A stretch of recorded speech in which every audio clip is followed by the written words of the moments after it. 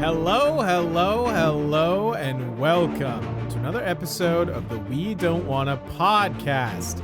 This is the show where two certified dipshits make uncertified takes about your favorite series. We are your hosts. I am Scott, and joining me as always, he's currently got 28 spin-offs in pre-production. It's Zachary Attackery. Dude, I just got countless fucking stories that could possibly make us millions and millions of dollars. Probably billions. Probably billions. You are a spin-off machine. You're always planning some kind of nonsense. How many of those will actually come to fruition? Probably -4. Probably -4. Much like the GOT universe, we maybe might see one eventually. That comparison is more accurate than I think people will even realize or understand. Zachy is always cooking up something. Always. He gets so excited about something and is obsessed with it for about a week and a half. Hey, dude, we've been doing this podcast for 3 years. True. Well, this is the main thing. I'm talking about your spin-off energy. Your spin-off energy is locked in. I mean, I've also been playing Baldur's Gate for 3 months. And I'm so proud of you for that. I'm so proud of you. I didn't ask you how you were doing, but I've been edging for years. You've been edging for eternity. We have to, this being one of our final episodes, we have to get the edging in there. Got to get the edging in. Anything else going on in your world, buddy? It's been a hot minute since we did this. I just want to say right away, clear the air immediately. If things look a little bit different on the video version, you're very observant, very good, and not wrong. Scotty, production extraordinaire over here. Things happen. Listen, I'm not going to get into it, and I had to basically start over from scratch. So, new look, new year, new us, Zach. It's well, that's funny that you say that because this is a perfect segue. Yeah, I set you up beautifully. You did set me up beautifully. Home run out of the park, except I'll probably whiff on this. We've got some exciting news for you guys before we jump into today's episode, which you all have been so patient and also giving with your feedback and comments and emails and DMs. We're very excited to talk about it, but we're also very excited to announce to everybody that We Don't Want a Podcast is rebranding. We are getting a facelift. So we've got something in the works for you guys. You guys will, by the time this episode goes up, we'll have socials up, and a new podcast page that you'll be able to go and subscribe to. You guys will be able to find us at Mythkeepers. So we are going to be called the Mythkeepers podcast, where we will hide and hone and gather and share and love and experience all the myths and stories and fantasies and fictions that are out there. Hold on. You didn't give much build up to that new name drop, my guy. You just kind of threw it out there. Yeah, hold on, wait. Can we go back and rewind? Go step in the Wayback Machine. Build it up a little bit more. Oh, okay. Hey, Zach, edge a little bit. We're rebranding. What are we going to call ourselves? Scotty, we've got a brand new name. Let's build up to it, edge up to it. Oh, what are you doing down there? Can you not hear? It's a drum roll. I'm also masturbating furiously. I'm doing both at the same time. You're starting to sweat. Mythkeepers podcast. Let's go. Coming at you guys hot. Hell yeah. Yes, we are very excited for this new chapter of what will now be Mythkeepers. We've got some great new designs, which by the time this episode goes up, we'll have those. So they'll probably be this way somewhere over here on the screen. Isn't that weird? One of those, yeah. Yeah, so we'll show you guys everything here on the video. And also we'll link to the socials, to the new podcast page in the description below. I think it goes without saying, guys, that we appreciate you guys and love you guys so much for sticking with We Don't Want a Podcast for the past 3 years. That's wild. And That's freaking wild. we would absolutely love it and appreciate it to the end of the world if you guys continue to follow what Scott and I are up to over on Mythkeepers. Is it a good time to also announce what our first project is going to be on Mythkeepers? I don't know. If you want to, I mean, I think this might be the perfect chance. Real quick, I want to say, I want to echo what Zach said about thank you for sticking with us through all this, and I hope you continue to stick with us. I think the big reasoning behind this is just that we have moved past things that we don't want to do, and we just want to focus on things we do want to do from here on out. So the podcast name and the vibe wasn't really just like making sense anymore. If people are wondering, like, well, why are we changing this and rebranding and all that? We don't want it. Just doesn't feel right anymore because we're having so much fun doing this. So that's kind of the thing behind it. But yeah, Zach, why don't you go ahead and tell us what are we doing?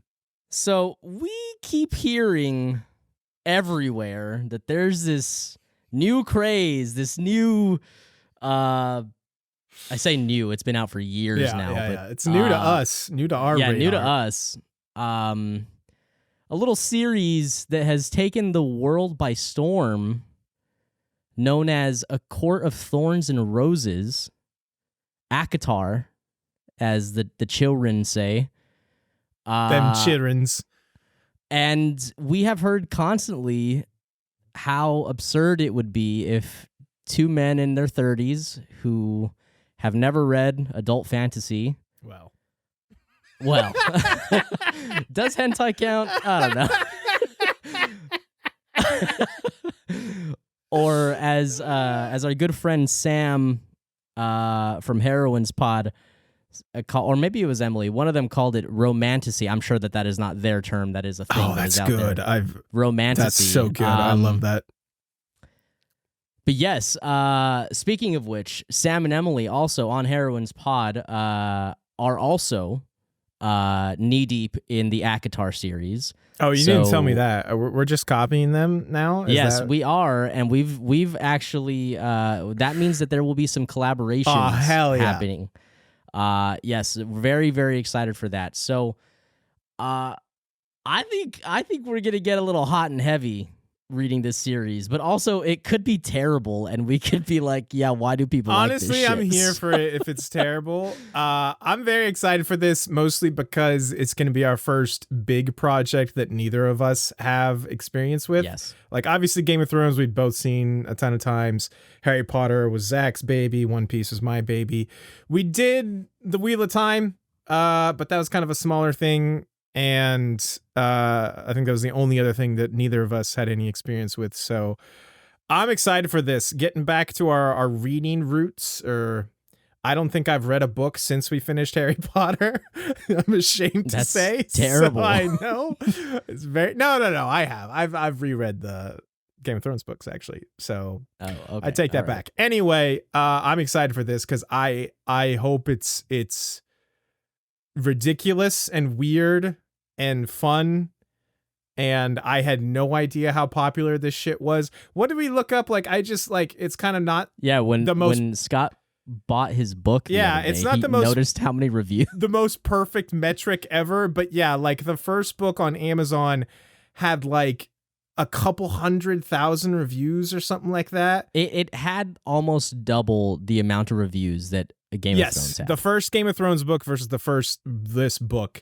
And again, probably not the most scientific metric in the world, but the fact that it's got like double the reviews of the first Game of Thrones book or a Game of Thrones is crazy to me. So I had no idea this shit was wildfire popular like that. So I'm excited to get into it. It's going to be a good time. Yeah, it's definitely going to be interesting. And I know we've said it already, but I'll say it again. It would mean the world to us if you guys decided to follow along on that journey. There's so many of you guys that have followed along from One Piece to Harry Potter to Lord of the Rings to Wheel of Time, now to Game of Thrones. It would just be super rad if you guys kept that going and hopped over on Mythkeepers with us as we dive into some hot and heavy fairy porn. Yeah. Yeah, fucking looking forward to I it. love how you just like finally laid it fully out of that. Yeah, it's very porn, by the way. Yeah. So that's what's coming up. But we have a lot more to discuss here. Hell yeah. Before that time comes, We're done plugging. Let's get to the we're meat done here. plugging. Scotty, everything been okay on your end? We've got to do the pleasantries, the formalities before we jump in. We're skipping around a bit, but I'm here for it. Yeah, everything's good aside from obviously my fucking production woes here. Sure. Aside from that, everything is fantastic. Well, your woes are my woes now. True, we share woes. We share everything. Yes. So. Yes, we do. Yes, we do. Guys, check out this sick ale horn I got. Oh yeah. This is what I drink my alkies in now. Hell yeah. I'm here for that. I bought it just because it looked cool. Hey, fair enough. That wasn't a Christmas present or anything, was it? That's pretty fucking cool.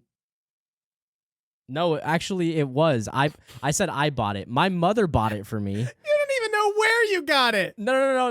You fucking idiot.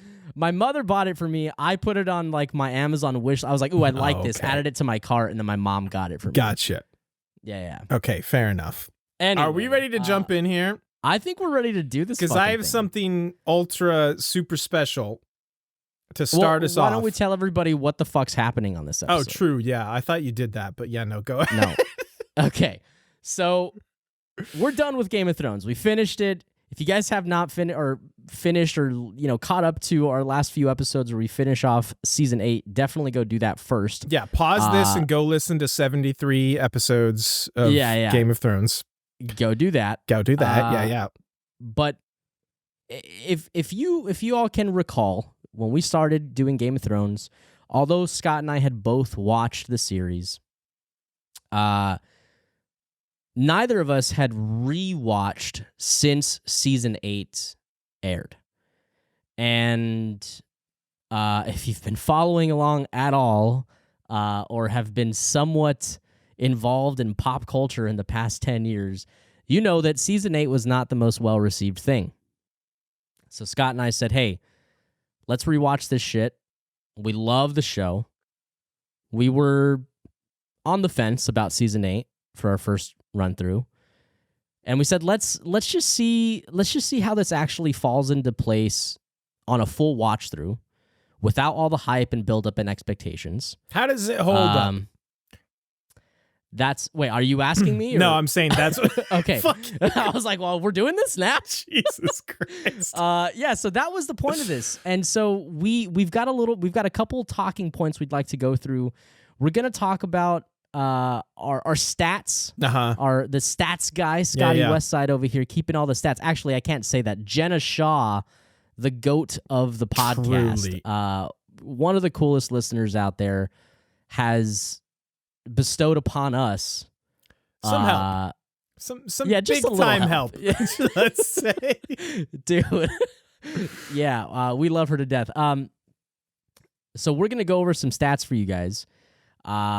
We will also discuss some big talking points like how do we feel season 8 wrapped the series? Where does it actually fall? We might do a cheeky little ranking. Maybe we did that last episode. I can't recall. Whatever, move on. We are going to talk about things that we're excited in the Game of Thrones franchise and what may come after this, aside from House of the Dragons. We are going to talk about much of your listeners' feedback that you guys have sent in. There's quite a bit, so we had to pick and choose. Yes, there were quite a few, but we did pick and choose some great talking points. Some of you guys call us out. Some of you guys talk about how we changed your ideas on this. We appreciate all the feedback so much. I mean, truly, it was just awesome to read all these messages. But we want to get to a good majority of them here on the show today. So let's get into it. That's what we're doing. Let's do it. We're gonna start with the stats. As Zachy Boy said, big shout out to Jenna. I had kept up with the Who Be Thrown In, but where she super duper uber came in clutch was the ratings. Because as you can see from these very empty columns through the first 3 seasons, me and Zach stayed very consistent with our rankings all throughout. But no, I was dreading having to go back and find our rankings because contrary to what I claimed several times, my ass was not keeping track of those. And the prospect of going back through to find all our rankings was terrifying me. So thank you again, Jenna, for keeping track of this and putting this on here. Yeah, this is basically a list of all the episodes and who were the top 5 for each episode. The big thing here on this one, and let me scroll over so you can see. Oh, that is the end. Okay. So this column, and this is mainly for video people, so I apologize to the audio listeners, but we'll post. We'll post this as well. This is Zach's rating. This is my ranking. This is the difference, and this is the average. So we had 2 perfect 10s again of episodes we rated, which is for the audio listeners.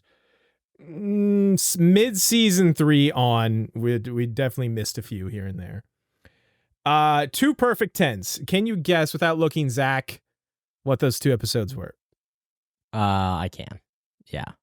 Because you already looked. No. I mean, they're the 2 best episodes in the series. Okay, what are they? Well, surely one of them is Watchers on the Wall. Correct. And the other one has to be. It's got to be Winds of Winter. It is correct. That is correct. It is Winds of Winter. Right. Winds of Winter and Watchers on the Wall, the 2 perfect 10s. I think the next highest rated one is The Broken Man, is a 9.25 from the 2 of us. I thought that was a 9.5. Maybe I'm tripping. Nope, here it is. I'm 2 Swords. It's season 4. The season 4 opener, 2 Swords, is 9.5. Man, I forgot you gave that a 10. I love that episode to death. The other thing I find super interesting. Oh no! Before we jump to that, the lowest rated episodes, which I also find fascinating. I should probably just sort. Oh no, that's gonna be. I don't know what's that's doing. I definitely know what I'm doing. Don't worry about it. Okay, Unbowed, Unbent, Unbroken, which is the big season 5 Jamie and Braun going into Dorne episode, I'm pretty sure. That got a 1.5 from the 2 of us. Which one of us gave it a 1? You gave it a 1. I gave it a 2, shockingly. You were more harsh for once. And the other real bad one is a season... It's got to be one with Euron, right? No. He might be in it. It's the season 7 episode Beyond the Wall, which got a 1.75. Oh, okay. You gave it a 2, and I gave it a 1.5. I think. Wait, that's the episode that we gave Night King the first spot, huh? Beyond the Wall, did we? Looks like it. Yes. That's fucking funny. Gendry was number 2. Hell yeah! Shouts to Gendry. Dude, my boy runs track. He runs strong. I think the next worst is a 3.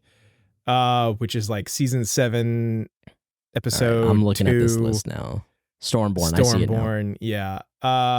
There were some stinkers, but a lot of high rankings as well. Anyway, again, we'll post this. Just some interesting stuff. The Bells getting a 9 from us, by the way. Season 8, episode 5. The episode that ruined Game of Thrones, according to a lot, but we'll get into that later. Zach and I loved. Let's go to the Who Be Thrown In rankings. That's the episode rankings. Okay, yeah. Okay. Surprising absolutely no one. Our boy Jon Snow is the number 1 overall winner. He finished out. Let us just make this super clear. This is indisputable. Yes, true.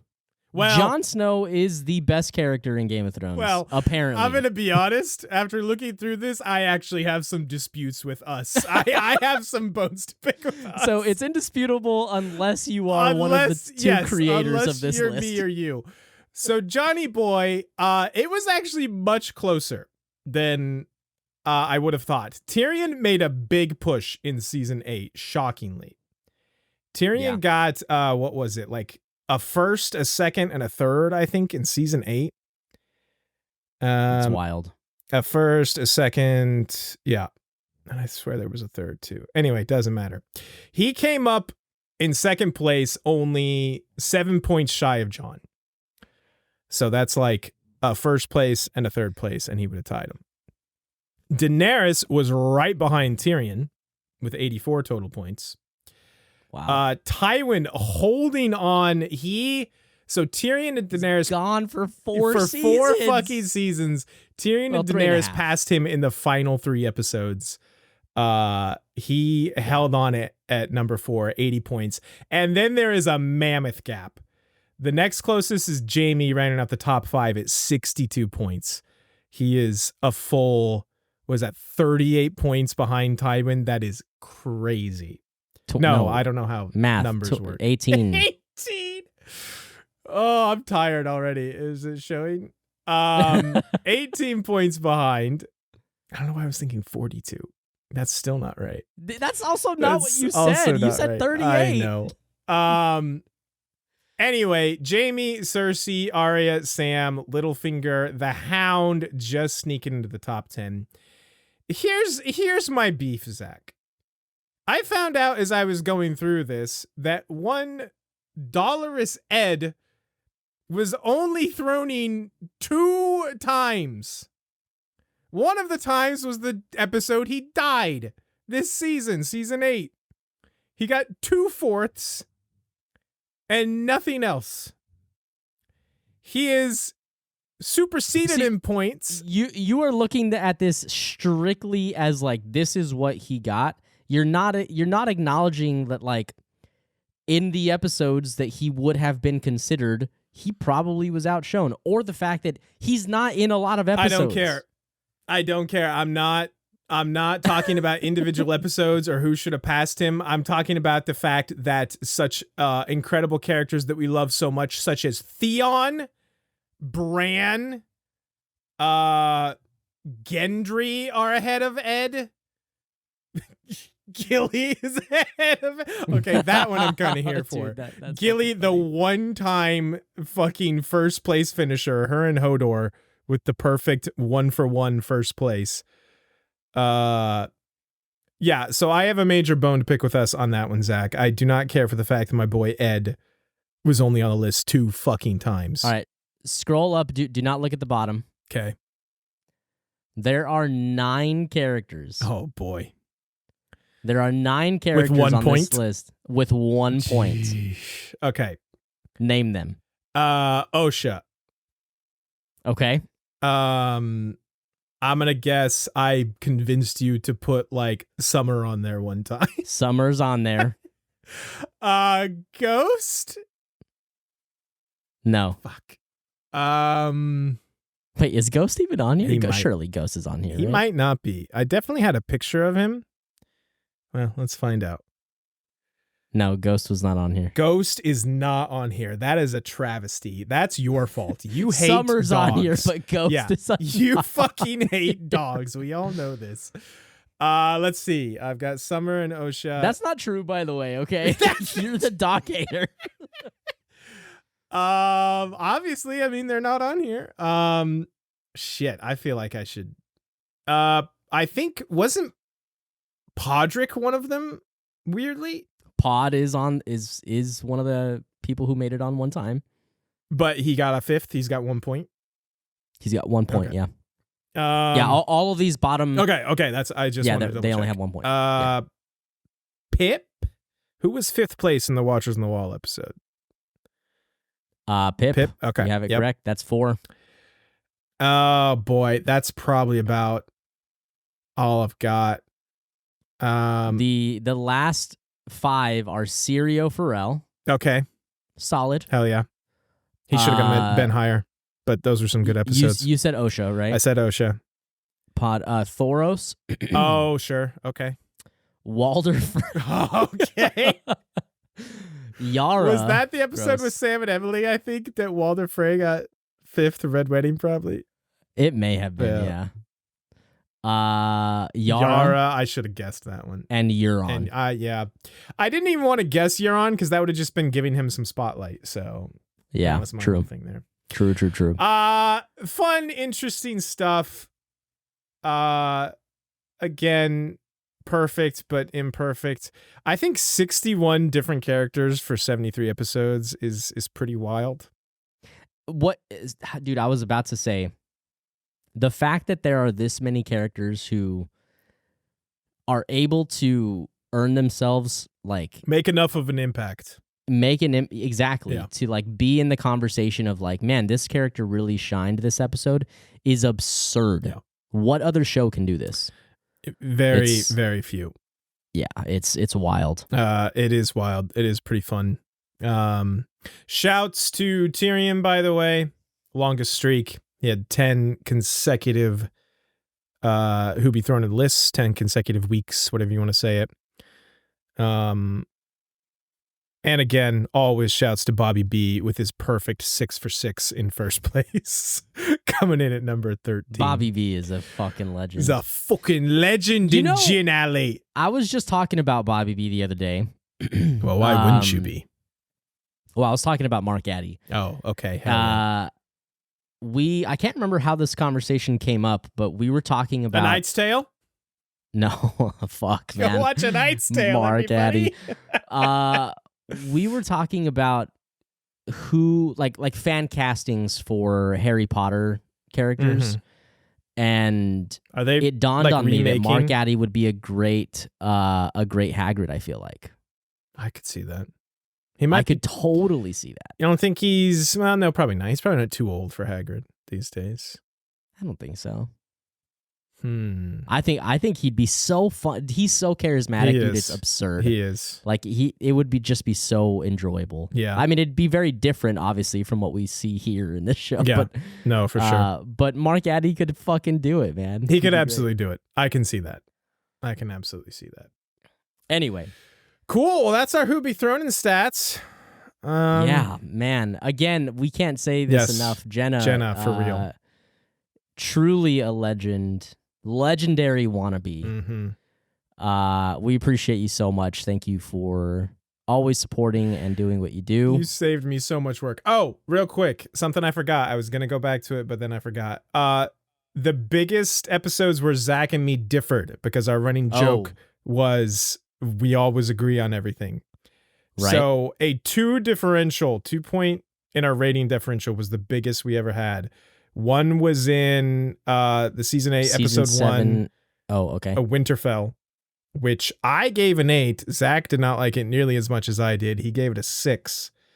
And then one, this is a weird one.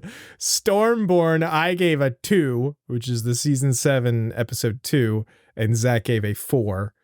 Dragonstone, also the premiere of season 7, I gave a 4, and Zach gave a 6. So at most, it looks like 3 total episodes, we had a disagreement factor of 2. Right. You know, it's just, I mean, that's one of the things about like people, I mean, I know that people understand that like you and I are best friends, but like we really truly do. We think way too similarly. We value so much of the same things, yes. You know, like, yeah, I mean, obviously that's what grew our relationship to get to a point where we're like, man, we could talk about shit for a long time. It's true. Let's do that. It's wild. Yeah, we don't do this podcast for our health, guys. We do it because we generally enjoy talking about this shit. It's wild. You know, I think we may have told this story, and I'll make this super short, but like one of the best memories I have of doing basically this just before we had a podcast was you all, if you've listened for a while now, you know that Scott and I used to work in a retail store together. We used to work in a furniture store, and some of our other best friends also worked with us. It was just such a great time.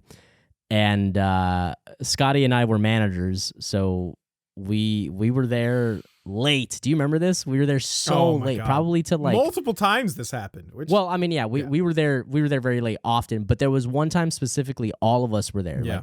Like Shouts Jake to the was there, boys. Chaz was there. We were playing.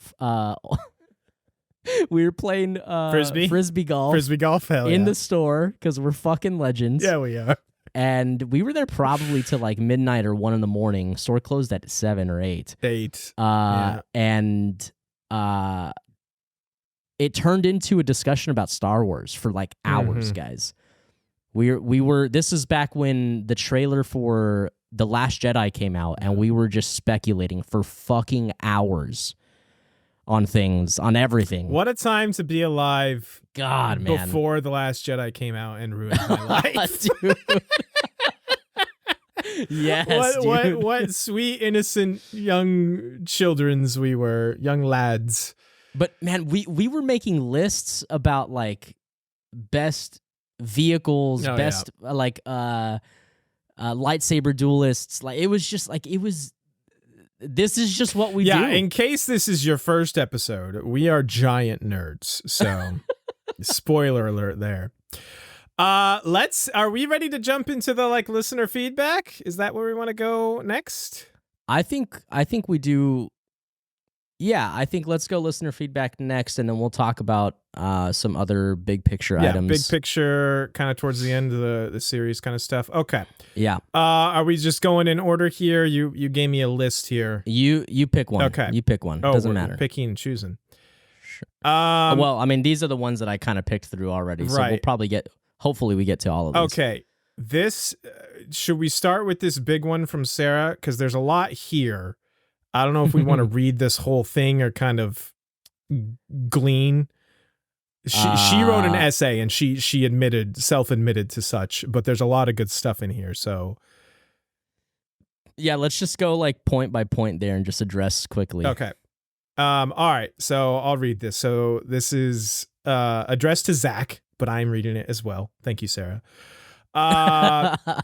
She says, hot minute listening to every single episode. Feels weird for a chapter to come to end, especially since I started at the beginning. You guys have done so well. Thank you, Sarah. Thank you. We love you. She's been waiting for this since you guys started Game of Thrones. She says, I wanted to share how you have completely flipped my perspective on the Bells episode. Keeping in mind, I've only seen the series once, and it usually takes me a few goes to really sink in and absorb content. To emphasize, not a filthy common. Just suck at focusing. I love that she put that in there. That's very funny. I appreciate that you did that because we would have called you out. Yes, true. Zach loves to call people filthy comments. Oh my God. She says, now, never have I thought that the quote unquote turn came out of nowhere. It was well set up and foreshadowed. My issue was always with the moment the bells rang, the surrender, and how that seemed to be the trigger for her to suddenly rage. From the start of the pod, I intended to message with my feelings on the subject, being that they could have had the turn come from the moment Rhaegal went down, and that could be the trigger for her to say, fuck this, I'ma burn everything, rather than that being the episode before. It never made sense to me that the surrender was the trigger.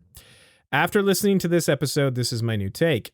I've now realized the emotional state she must have been in with all those close to her either dead or had betrayed her. The realization across the few episodes that she would never be loved, and also the few comments she made, something along the lines of, if I can't rule by love, it'll be by fear, and her not promising to let them surrender, which you guys touched on, and I don't think I ever picked up on.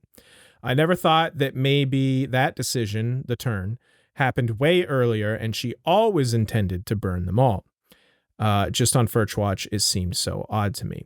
So she moves on to some other stuff, but let's address this. Yeah. So first off, thank you for sending this in, and thank you for being so open-minded.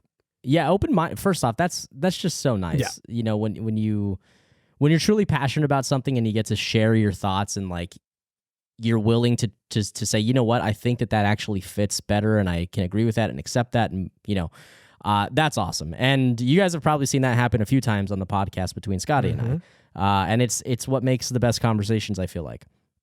So thank you for that. The second thing is, as I was reading this, one of the things that kind of dawned on me, aside from it like fitting narratively for her character, we also have to understand and appreciate that Game of Thrones is telling more than one story at a time. Yeah. So had this like turn happened earlier, it would have been hard to have like the really sound resolutions of characters like Varys, who had to do like, like basically betraying her and getting his execution essentially.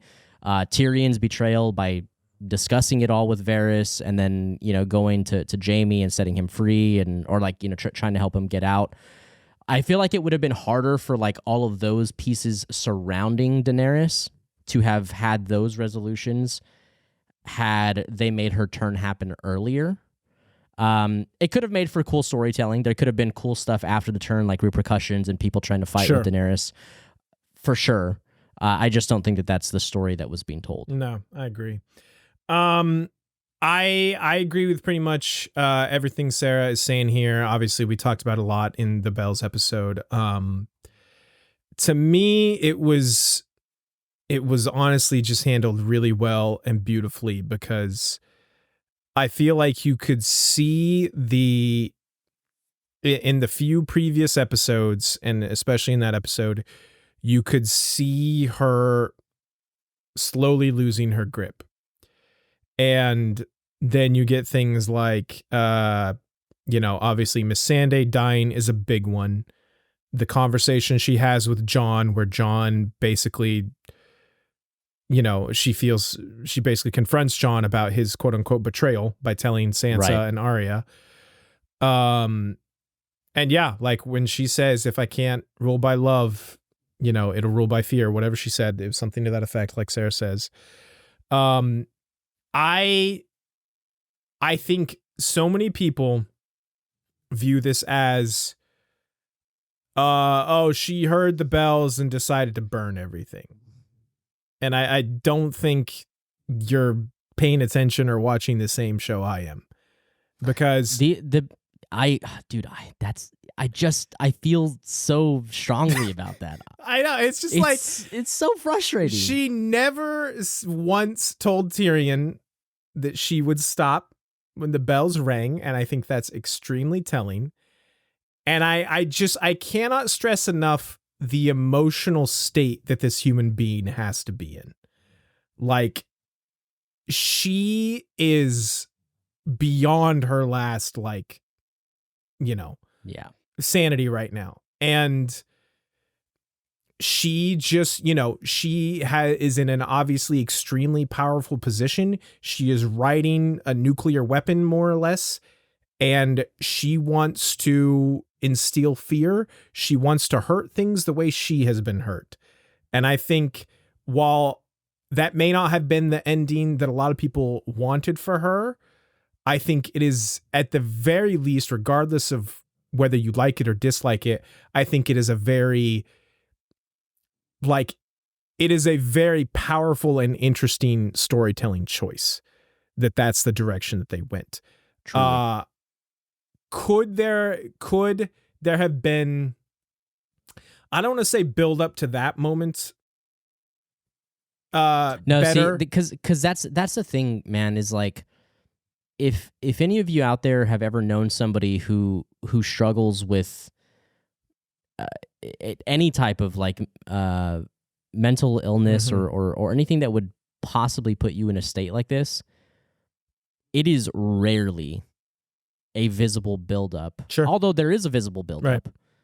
But more often than not, it is a single moment in time, and it just turns. Yeah. It just happens. Yeah. The dam breaking, so to speak. Yeah, and it is, there's something super real about this. And what's so wild to me, dude, is that we can even just back up even away from Game of Thrones, but just when we're consuming fiction, sometimes even nonfiction, it's happening in this make-believe place in our brain that I feel like people just remove the real element to it, right? Like this is a make-believe woman on make-believe dragons, in a make-believe world. Right. And so the turmoil and the emotional state that she's in is not validated or at least acknowledged. Sure. And how it can affect them. And they look at it as like, well, this is my hero and this is what should happen. Yeah. Because they're my hero. Which I think is it's okay and valid to want that. Yeah. But I think it's the more emotionally responsible and mature thing to do to actually just acknowledge, like, what is this person actually going through? Yeah. No, I agree. It's wild, man. I think what a lot of it comes down to, and somebody in the Discord shared a video, and I had seen it before, and I had, prior to us doing this, I had gone back and I had watched several videos of people, that for lack of a better term, were dumping all over season 8 and how terribly it's written and blah blah. Because I just wanted to see like a different angle, a little bit different perspective. Yeah. And honestly, so much of what I saw just came down to, like, I really feel like it's people just disliking where Daenerys' character went. Yeah. And where she ended. Right. And I thought about, is this because, do I like it because I didn't like Dany originally? I wasn't on the Dany hype train. And now, at the end, it's, oh, she's the bad guy. And I don't think that's the case. Like, there may be some bias there, but honestly, like we talked about all through season 8, I found her way more interesting as a character, like, through that entire season. And I think a lot of it, and we touched on this briefly, a lot of it has to do with she's just with better, more interesting characters once she's in Westeros. Oh yeah, like 100%. There was no one when she's in the East that she can have good scenes other than Varys and Tyrion. Right. Well, Tyrion has his worst seasons when he's over there, so he doesn't really count. Varys, sure. It's the plague of the East. It man. really is the plague of the East. Barristan and her had a couple good scenes, but I really tried, and I think somebody else touches on this in our listener feedback, but I really tried to stay objective and give her props were due, and I truly did, regardless of whether or not I wanted her to win or lose. I just think it's a interesting character moment for her. You know what I'm saying? 100%. So yeah, I agree completely, dude. Anything more about that before we hit the rest of Sarah's thing? No. Okay. No, I think that's everything. Let's finish up her. So this is also from Sarah. She says, another thought I had was on the scene with Jon and Tyrion in the final episode. I was always so frustrated that Jon kept insisting she's my queen. I feel like he has always been loyal, but never that blind. He seemed like he just wanted to sweep it under the rug and move on. He kept trying to defend her, justifying it, saying she wasn't her father when she clearly just proved she is. Of course, he was torn about the entire situation because of his feelings for her and was likely trying to talk himself out of making that decision, but to keep saying, my queen, doesn't seem true to his character. I felt you guys took so much issue with him bending the knee, but not with how devoted he is to her after all that happened. I think there's some validity to this. Specifically, maybe us not calling him out enough. But my thought on this was that I would like to compare Jon to Jaime a little bit here, in that he loves her, and he has never been that blind. Like, he's loyal, but never been that blind before. He kind of was with Ygritte the same way, because he's in love, and that's just kind of the way that goes. That is, man. It's like this story shows so many elements of real love. Yes. As a whole, and this is, I think, an example of that. I mean, as convoluted as their relationship is or becomes, you don't just stop loving somebody. Right. And I think there's another element too that, like, because I do think that there's some validity to what Sarah's saying here. Right. But I think one thing that And obviously, like, for Sarah listening and for everybody else listening and watching, like, this is not meant to convince anybody of anything. Like, this is just, I think, the way that I perceived this or digested this. But I don't think it was unlike John's character to bend the knee. No. We were just saying that he's an idiot Correct. for bending the knee Yes. after she's already given him what he was asking for. No, 100%. 100%. So it was just more like, dude, you're an idiot. You know. Yes. Another. But sorry, go ahead. oh, and whereas with him backing her after she's, done what she's done, or going down that path at least, he's now at a point where he I think what is bigger to him in his loyalty mindset brain is keeping the pieces of this like alliance Yes. that they've put together. Correct. Because once that falls apart, it's a shit show. Yes. And he's like, dude, like he's been done with this since before Battle of the Bastards. Way, but yes, 100%. It's since he's been resurrected, basically. He's like, nah, like we just need to keep the peace, and like hopefully this will work itself out. 100%. Yeah. So that's just kind of how I feel. He wants there to be peace. He doesn't want to fight anymore. I also think another element of this that I don't think we ever really touched on is, I think there is some relief in John, because John does not want to be king. Like John is not. That's not who he is. He doesn't want to rule. Nah, bro, that ain't me. Exactly. It has been thrust upon him. But honestly, I think there's an element of him bending the knee to Daenerys was like, thank God, it doesn't have to be me. You know what I'm saying? Like, right. I will throw my weight behind her. I love her. She's hot. I'll throw something behind her. I will throw everything into her behind is what he's thinking. And she can rule. That's great. Like, all the better for me. And I, like you said, like him being in denial in the final episode is, like you said, he's trying to keep the peace. He's trying to hold the fragility of the Seven Kingdoms together. And there's also, I think, part of him that's like, well, if we try to get rid of her, they're going to want me to rule again. And I don't want that. Yeah. Obviously. That can be a slightly more selfish idea for what John's archetype might be, which is fine. But like, at the end of the day, he makes a decision that we think he is supposed to make based off of his honor. Right. That doesn't mean he can't struggle with these things. Right. Yeah. Right. But so he makes, again, he makes the decision in the end to do what John does, Right. Exactly. And again, all that aside from the fact that, he's obviously very much in love with her. So big struggles. And I can see why, like, I can totally see why he would be, quote unquote, trying to sweep it under the rug, like Sarah said. But in the end, he knows he can't. And that's why he does what he does. I think this is the last thing here. So, this is where she calls out Zach, I think. Yeah. Because you're an idiot. So I want to read this one. Okay. I feel the need to call out your ass specifically. I recall not long ago you were whinging. Great word choice, by the way.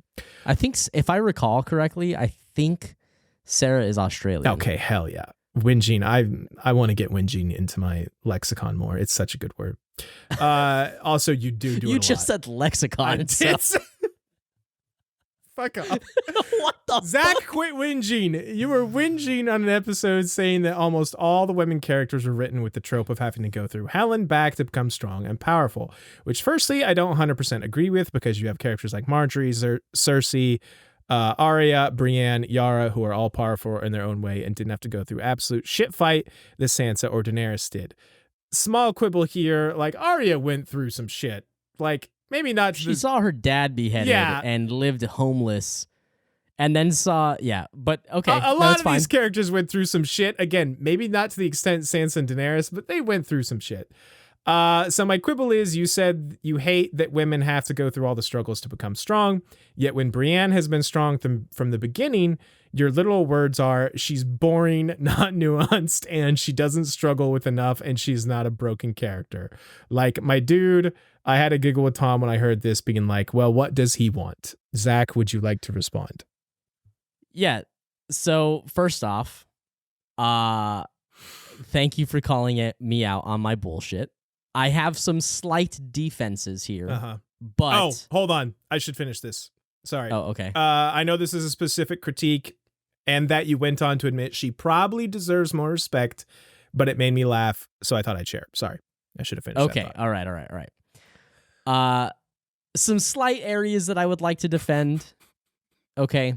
I think for me,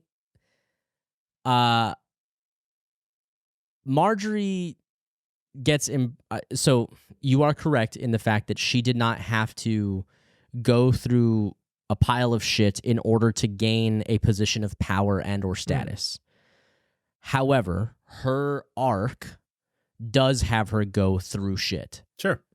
Right? She is to be wed to Joffrey. That's a nightmare. She gets imprisoned, watches her brother, who she loves, or basically her family, get shunned, and basically she's getting politically fucked. Sure. It is not as there are degrees.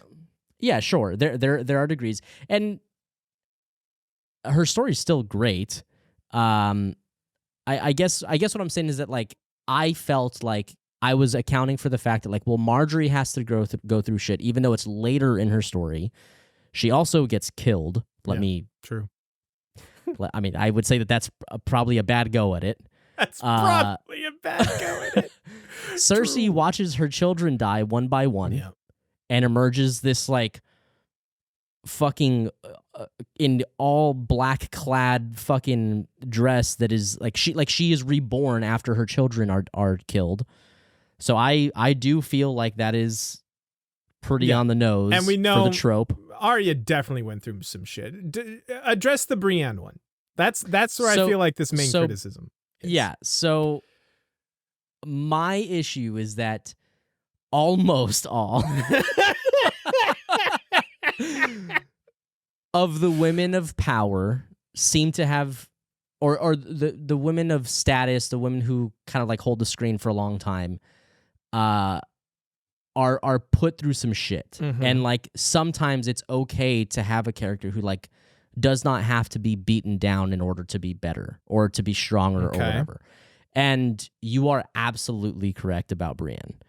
Brienne is a character that when I think of characters that I love and enjoy in the show, like, she's not a character that immediately comes to my mind, but she deserves a lot more respect than what I have given her.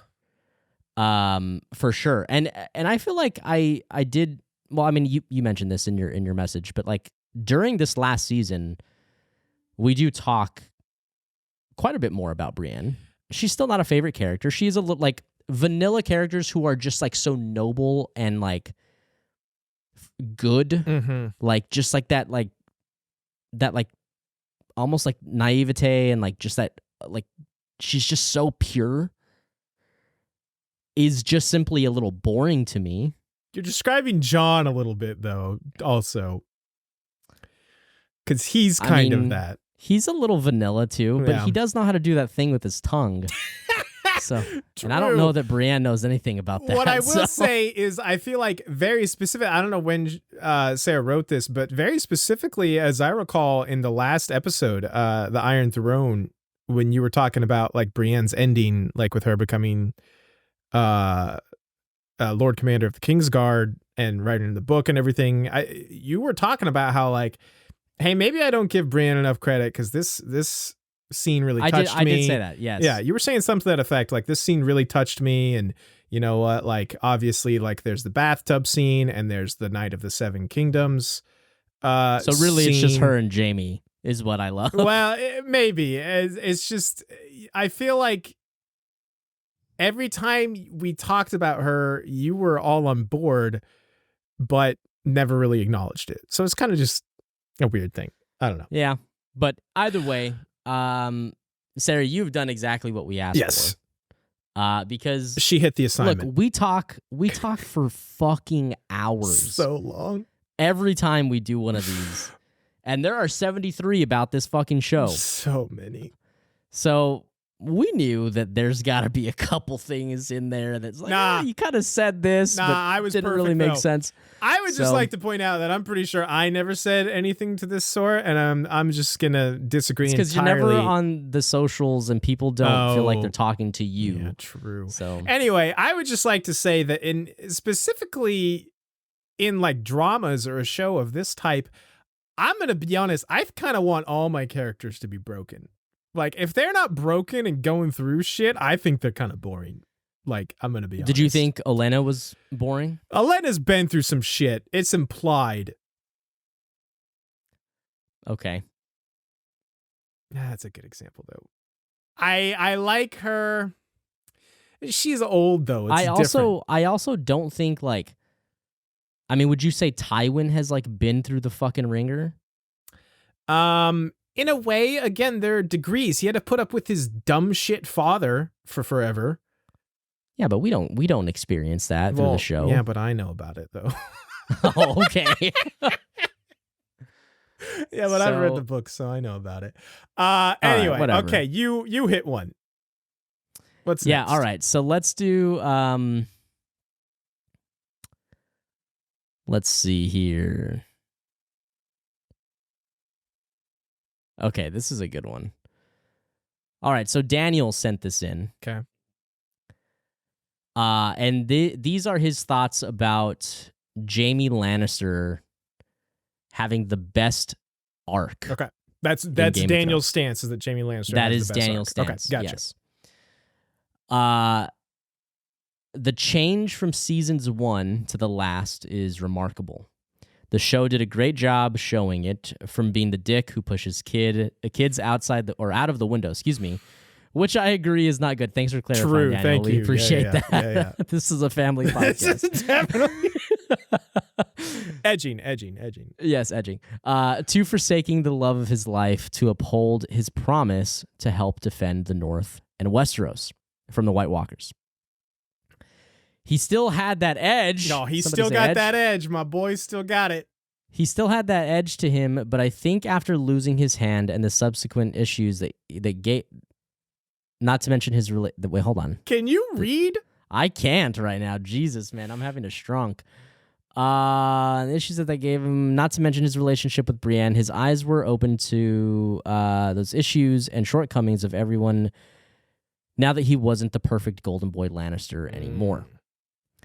The scene in the Harrenhal baths was the beginning of his arc. I don't completely agree with that, but which, by the way, oh man, good call, Daniel. Which, by the way, is easily top 3 scenes in the show. Correct. That is correct, Daniel. That's a great take, That is Daniel. correct. What I hate about his ending, though, is how he went back to be with Cersei as the Red Keep was collapsing.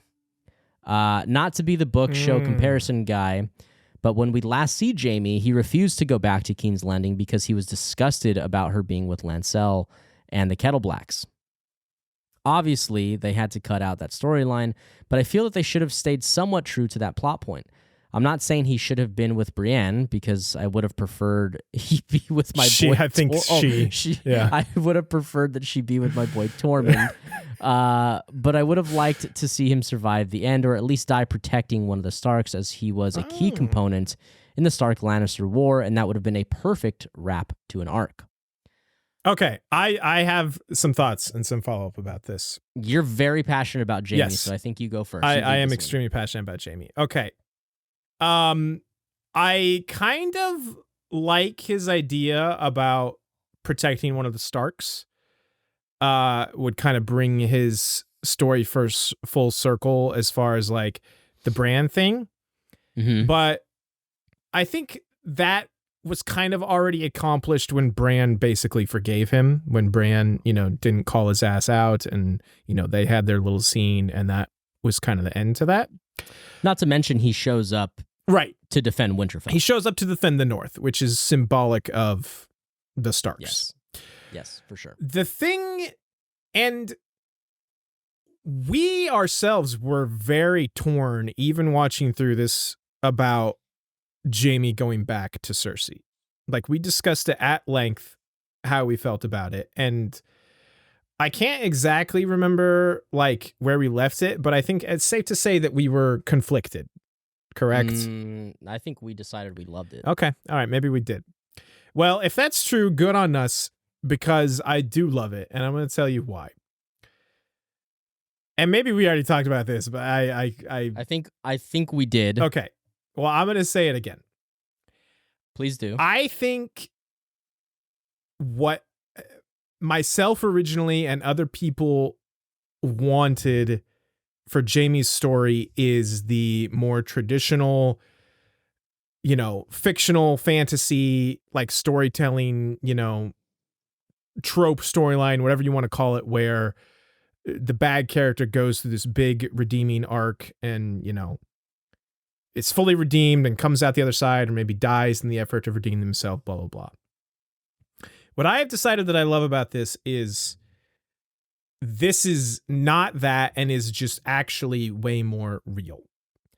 I think all of us, have known people that, or have seen the type of people who just can't quit, like super toxic relationships. And that's exactly what this is. And I think it's just way more true to life. Yeah. And we also compared it. We have a great discussion on this topic in that episode. So everybody can go listen to that. Whatever episode is right after the long night. It's got to be, right? So Night of the Seven Kingdoms ends with him knighting her, so it's the one after that. No, because that's the fight episode. It's got. I think it's Last of the Starks. You might be right. Yes, because the long night is the battle. It's got to be Last of the Starks. Yes. Okay. So, we have a great discussion about this, and did I just summarize what we had already said, basically? In a way, yes. Okay. I do really like your comparison to an abusive or toxic relationship. But another thing that we compared it to in that discussion was seeing somebody struggling with addiction. Oh, true. Yeah, I do remember that now. Yeah. And it's just it is real. I love that you say that. I've seen friends, unfortunately, who have struggled with those types of things. And it is not always sunshine and rainbows at the end of it. It is not always get better. People relapse. People go through that. There's also a huge part of his arc where I feel like, in a way, he has felt like he has redeemed himself. He's done, he's upheld his oath to protect the people of Westeros. Right, the living. He fought on the side of the living. Now he finally gets to be in control of how he chooses to go. Sure. And whether it's a relapse, if we're going to go with that analogy, or somebody going back to an abusive partner, he loves Cersei, and that switch unfortunately just simply does not turn off. And he realizes now this fight is coming to her, and the woman that I love and my unborn child are going to die. Yeah. I mean, truly, like, take aside, the incest storyline, the love that you see him have with Brienne. Think about somebody who has a partner that they're in love with, toxic or not, who is having a child, and they know that they're going to die. Are they just going to sit around? Yeah. They're not. No. It's just a very real depiction, and I get that it's not epic fantasy storytelling. Right. But boy, it definitely strikes an emotional chord for me. Like, watching it is an emotional experience. And I think this is like the inverse of the Daenerys thing. Like, yes, Jaime is one of my favorite characters, and would I like to see him get a happy ending? well, yes, part of me does because I love him. Sure. But to me, for me personally, I will always lean towards and be more okay with the interesting storytelling choice rather than the happy ending. Some of my favorite endings in like other fiction or movies or whatever are like unhappy endings. Like I think about the ending of like Gladiator or Shutter Island, where it's like these are not good happy endings, but they are very interesting and emotional endings, and that is what I will personally always lean towards and prefer. Sure. Like I said, I think that's the inverse of the Daenerys thing, where people wanted her to be in power and to win and have the happy ending. And if you wanted that, that's fine. I'm sorry you didn't get it, but I loved her ending because I feel it was truly the more interesting storytelling choice. Right. And I feel the same way about Jaime. Yes. Yeah, I agree completely, man. And I think one thing for me that, whether it's the Daenerys conversation, the Jaime conversation, or really anything else, almost anything else, there's some things that are unforgivable. But sure, yes. I think what I just, like, I think language is important to me, and this is a small quibble, and this is a personal thing. Like, it's a me thing. But language is important, and it truly grinds my gears when people say that something is inherently bad because true. they didn't like it. Yeah. Like and this is like, again, this is a me thing, but like even to the extent that when a friend says, "Hey Zach, what's like your favorite 3 songs ever?" And I will always ask, are you asking me for my personal favorite, or are you asking me what I think are the best? You know what I mean? Like I do the same there's thing. a line of like, you got to be objective about some things. Yeah. And at least challenge yourselves to see like, what was the storytelling direction here, the intention here? Does it work if I look at it through that lens? Right. And can I appreciate that? And if at the end of it you're like, no, I still hate it, then that's fine. But I just don't think that a lot of people like put themselves in that headspace when they are, I think, when they're so close to something, yes, right? When they're passionate about something like that. So. And it's not easy. Like, like objectivity. It's not ezy, guys. We're way better than you guys. No, that's what I'm saying. Like, I'm as guilty of it as anyone when I will say things like, oh, well, it's an opinion. Your personal opinion can't be wrong. And then I find myself turning right around and be like, oh, you like that movie or that band? You're an idiot. They suck. Yeah. And it's like, I'm as 100% It's because you're an elitist asshole, Scott. Well, true. There is that. But I'm just as much guilty about it. Being objective is difficult. It's extremely difficult. Sure. And I think we have tried our damnedest to stay as objective as possible on this.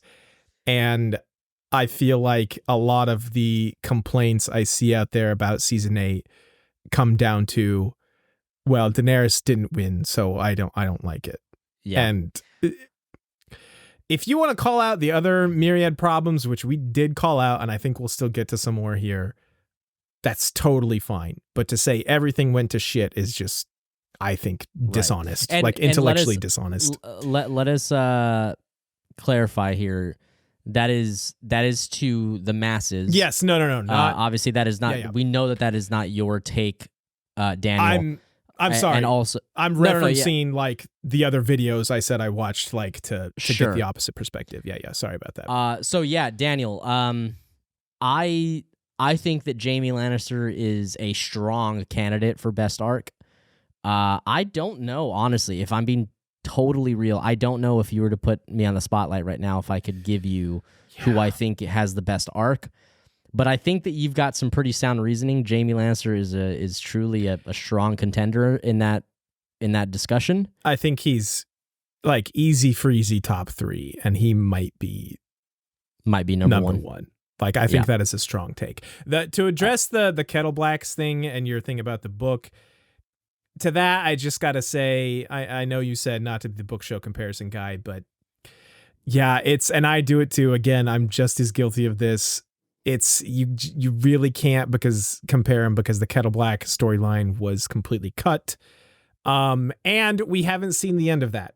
Like, yes, the last we saw, Jaime refused to go back, but who's to say if when George he finds out that his lover, right. who potentially is carrying his child. Well, it's very different in the books, but Right. No, I understand. But yes, who's to say down the line in some fantasy universe where George finishes the books, that he doesn't go back to her at the end. So right. Again, who's to say? Without having finished that, we have no way of knowing. So, all right. Thank you for submitting that. Yes, Daniel. thank you, Daniel. I think you are spot on about many things, especially the bath scene being easy top 3.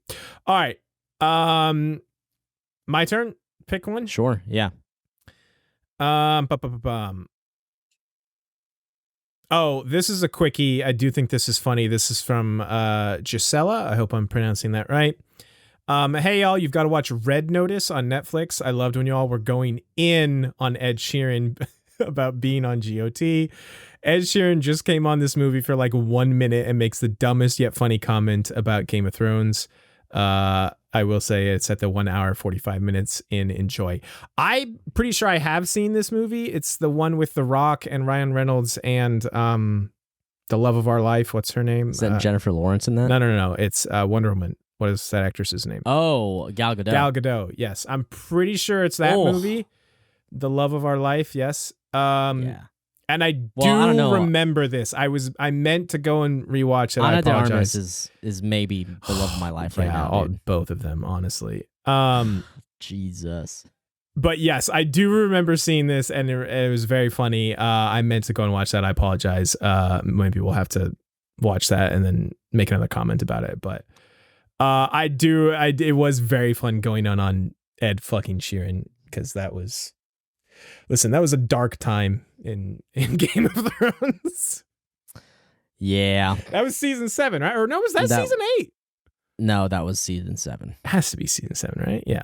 Surely. Yeah. All right. I'm going to go down just beneath Gisela. Okay. This is a 2-parter. Okay. And it's a big one. This will be good conversation. Well, hold on. Actually, I feel like that may be what we finish with. Let's go back up to the top. Let's go. Caitlin sent something in. This will be a short discussion. Okay. Caitlin's asking, what are some of our favorites and least favorite moments for some of the main characters? For example, Jon, Daenerys, Cersei, Sansa, Arya, Tyrion, whoever else we may want. Okay. I like this one. Let's limit it to those that she listed, because I think those are the main characters. Sure. Okay. Jon, Dany, Cersei, Sansa, Arya, Tyrion. Was there anyone you wanted to add or cut? No, I think this is good. Yeah, let's do this. So, is there anything that just immediately jumps to the front of your mind? Interestingly enough, for Jon, because he's the first one here, a favorite moment to me that stands out is just, basically the entire Watchers on the Wall episode, where he kind of has to take command and comes into his own, and yes, also just goes badass mode and kicks some ass, but then losing Ygritte. Like, I know it's tough to call it basically an entire episode of it's Jon. Like, he's gonna have a lot. It's just that's the first thing that popped into my head, is just him taking command, basically, not officially yet, but effectively taking commands of the Night's Watch for the first time in that episode. Jon's is the one that immediately came to the front of my mind. For me, it has got to be when he sentences Janos Slynt to death. That's it. Yeah, that's another one I was thinking of. That's so good. Oh my god, so that good. whole scene is so fucking cold. It's dude. so good. Ed, fetch me a fucking block. It's the best, dude. It's so good. I think actually that's what he says in the book, not that. Even Alistair Thorne, like, letting him go, it's all so good, man. It's a fantastic scene. One. Do any least favorite come to mind for Jon for you? Honestly, okay, this one is stupid because it's not like a character decision. It is a moment that I hate. The first image that we see of Jon after he's been imprisoned for months in the last I was episode just with the beard. thinking that same- What did we call him? The artist formerly known as Jon Snow in that scene. It's fucking terrible. He looks like shit. I hate it. I was thinking that That exactly. beard looks so bad. It's not great. It's fucking terrible. I'm man. sure there are others, but that was recent, and that popped in my mind as well. All right, Daenerys. I think it's the bells, the turn in the bells, easy freezy. My favorite moment for her. Really? Okay. I think for me, it's when she burns the masters, like when she pulls the old sure. razzle dazzle with Drogon. I mean, that's a good one. Yeah. Least favorite? Yikes. Least favorite is the reason I started to dislike her from the beginning of the show and the book. It's when Ooh. she makes the decision to let a fucking witch heal her husband. Yeah, that's my least favorite Dany moment for sure. That put her so far into the negative for me. It was real hard for her to climb out. Yeah. Don't fuck with witchcraft, Dany. I don't know. Least favorite moment with Daenerys. Can I just say, what is the city that she stays in? All of Marine. All of Marine. Yeah, fair. That's a totally fair. Yeah, I just don't. Ugh, man. Or honestly, I also don't enjoy her stuff in Karth at all. Oh yeah, it's like that. It's not that bad though. Like it's not good, but I think Sure. it's like I mean, that's offensively yeah. terrible. To be honest, I can't really think of a specific moment that I'm like, oh, God damn it, Dany. I mean, I'm sure there's probably plenty, but yeah, it's there's tough to a think lot of. I know, but I can't think of like a specific one. What about when? Oh, I just thought of another one. When Jon comes to treat with her, and she was being just like a total bitch, ultra bitch, like that's a being good. a hypocritical asshole up there. She is I mean, but she was also like peacocking, She like, was, but she's like, hey, don't hold me responsible for the sins of my father. Also, your dad Fuck was your friends dad. with a real fucker, okay? Yeah. That's very true. That just is back to back. really annoying. You know what? Okay, I know what my answer is. Choose any moment that she gets upset with Jorah for trying to counsel her. Any of those. All of those so fucking You frustrating. hate Jorah, though. I know, and this isn't because I like Jorah. This is because I fucking hate insufferable whiny brats. And that is what she is in those moments. Okay, fair enough. Cersei. Ooh. Again, this is pretty recent. But a scene that immediately jumps out to me is shockingly the end of season 7 when her and Jaime have their blow up and Jaime leaves. When she's like, I always knew you were the stupidest Lannister, and basically is like, yeah, I'm playing their dumbasses. I ain't going nowhere. Yeah. That's your favorite or your least favorite? No, that would be one of my favorites. Like Oh. Yeah. No? Cersei's favorite best moment to me is easy. Like Light of the Seven? yeah. Yeah. It is it has to be the burning of the sun. I mean, you're right. It's just because not only is it this massive accomplishment that she's doing, but it's also she's getting a montage of her getting dressed in that fucking new outfit, and she looks real good, man. I mean, Lena Headey listen, fucking slays that shit. Yeah, she does. Listen, you're right, but for variety's sake, I'll say I'll stick to mine, the season 7 thing. Like I adored that scene.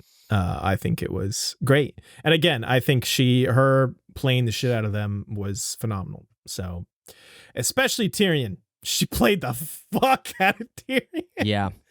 It's hard for me to hate the moments that Cersei upsets me because they're so like in her case they're such character builders. Yeah, true. So like I appreciate them for like her character, but I will still say that like when her and Tyrion are going through like political warfare, basically, while he's Hand of the King, there's a lot of moments where she's just like a super bitch to Tyrion.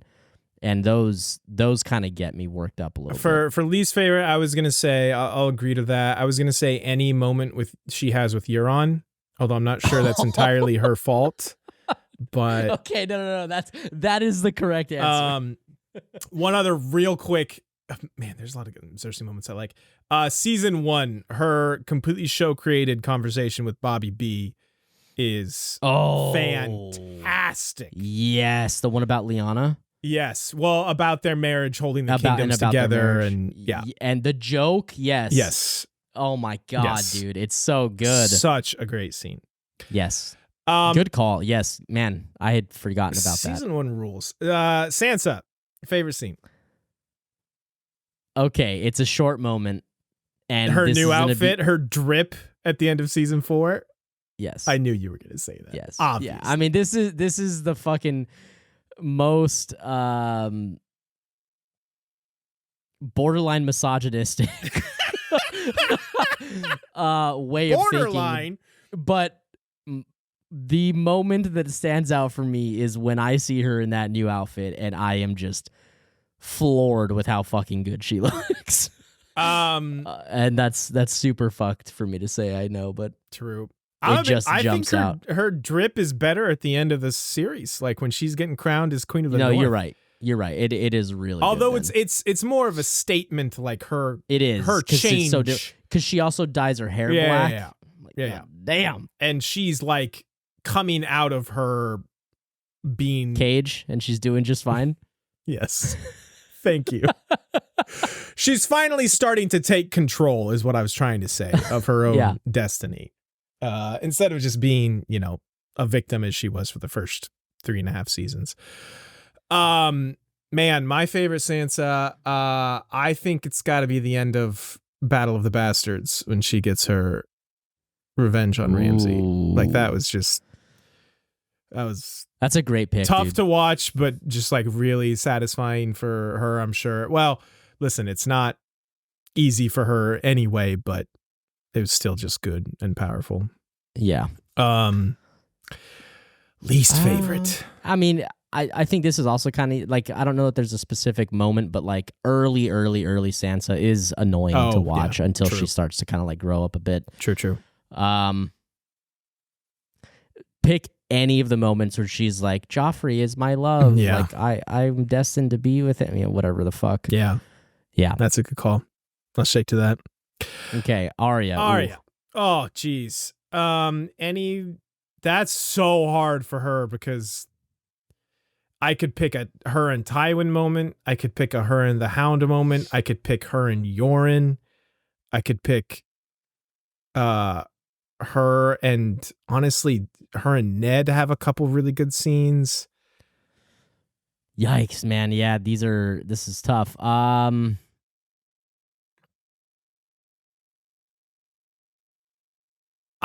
I think I'm gonna go with, and it's just I'm gonna be honest. It's mostly because it's one of the scenes we quote the most is when what the fuck salami?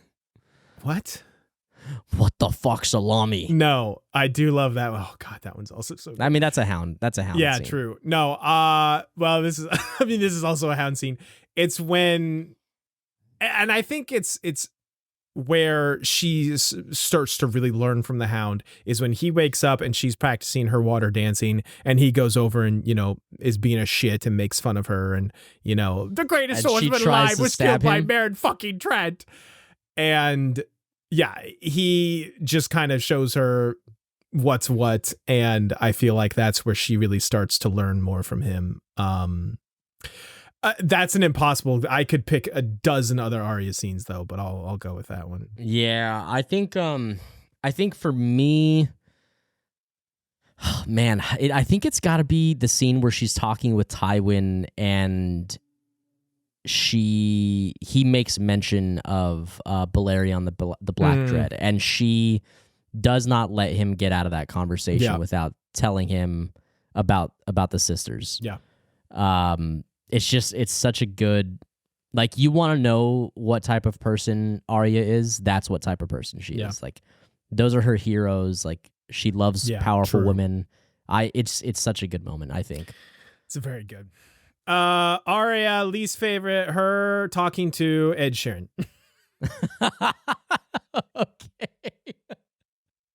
I thought I sold you on the whole, like, it's a human moment. She's got to get back to being a human. Fuck off with that shit. No, okay. I think it's got to be her cleaning bodies in season 5. Yeah, anything in the house in the black and white is not great.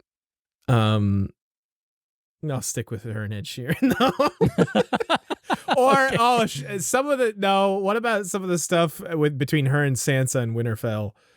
Also, very, very bad. When they're having their spat, their pretend spat, or maybe not pretend spat, who knows? Yeah. All right, Tyrion, last one. Favorite Tyrion. That's also tough. I think favorite Tyrion for me has got to be Battle of Blackwater. Ooh, yeah, that's tough to beat.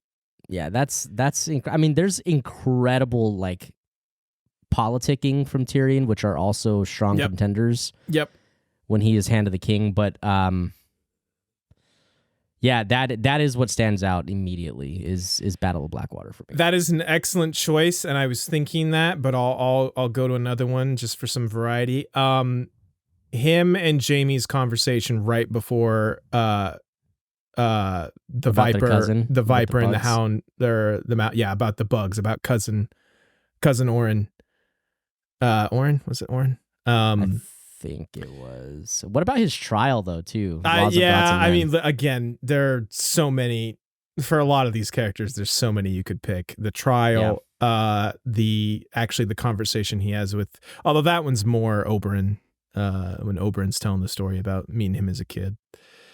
But there's a lot, honestly, a lot. What about his conversation with Tywin on the privy? I was going to say, I think the one I like more is for Tywin is when he comes to Tywin and asks him for, not Lannisport, Casterly Rock. Oh, god damn. Like I think that's my favorite Tywin and Tyrion scene. And there are a lot of good ones of those. Man. Yeah. Least favorite? Marine again. Just blanket Marine.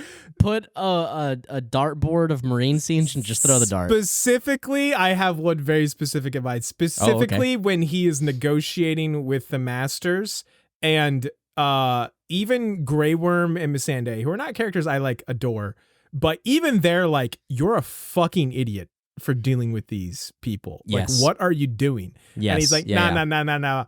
I got this. I got this. I'm gonna send some prostitutes their way, and it'll all be good. And Tyrion, you have never been fucking dumber in your life. That's my least favorite Tyrion moment for sure. That was a good one. That was a lot of good discussion there. Is it my turn? Yes. Okay. I think we just got a couple more here. Oh, we're saving the Hannah one for last then? Yeah. Okay, this one from Ray. He says, okay, my spicy hot take is that the first 4 episodes, I think he's talking about season 8, are fine, and the last 2 are just straight garbage, even though they foreshadow the fuck out of both Jaime's ending with Cersei and Dany going batshit crazy. I'm glad he acknowledged that. And I'm even okay with her going batshit crazy because I thought it would have been a unique way to end it since her dad was the Mad King and it was about him being overthrown and whatnot. And it ends with her being the Mad Queen, crazy twist on things, but IMO, not the happy ending. And I'm still mad they made Jon kill her. So he's saying the first 4 episodes are fine, but the last 2 are garbage.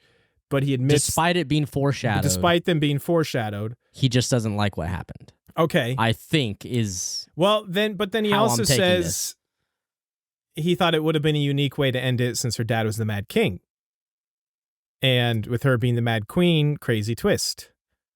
I have a feeling I think it's hinging more on the fact that he's mad that Jon killed her. Okay, no, that's fair. He said, I'm still mad they made Jon kill her. So there was a man, I had wanted this for, I don't know that you and I ever really talked about this, but there was, well, no, you and I talked about this several times, but we didn't talk about this on the podcast as far as I can remember. But the whole prophecy, the Azor Ahai prophecy and Lightbringer, like how Lightbringer was forged, how it finally gets, what is it called when you like set the steel? What's the right tempered. term? Yes. They go through several tempering processes and it doesn't work, and finally Lightbringer is able to be tempered by running the sword through the heart of his loved one. The blood, like, basically, yeah, tempers Yes, it. the blood tempers the steel. And there were several theories floating around prior to season 8. Well, I mean, for a long time, actually, but one of them being like, oh, if Jon is Azor Ahai, then maybe he'll probably end up falling in love with Daenerys and like have to kill her, and yes, definitely, you know, he'll be the second coming of Azor Ahai, and like that'll be like signifying like forging Lightbringer, and that is going to be how he defeats the Night King or whatever, right? Like there's so many things floating around. There's also the idea that maybe Jaime could have been Azor Ahai, and he would have had to do that to Cersei, like kill Cersei, and that would have been whatever. So I don't know. I guess I never, like, in my head, to be quite honest, Jon was always going to kill Daenerys. Like, yeah, like that was never an out of left field thing to me. Like, even before her turn. Oh, really? Oh, yeah. Yeah, like I just, in well, my like, head, what if she hadn't turned? What would be the reason for him killing her? Maybe her trying to take over the North and him not bending the knee. This is prior to all of that. Sure. Like in my head, Jon was going to be the one to kill Daenerys. Particularly as it relates to like the Azor Ahai prophecy. That may have been something that sparked it for sure. Okay. That's why I was bringing it up. Like that's always been in the back of my mind.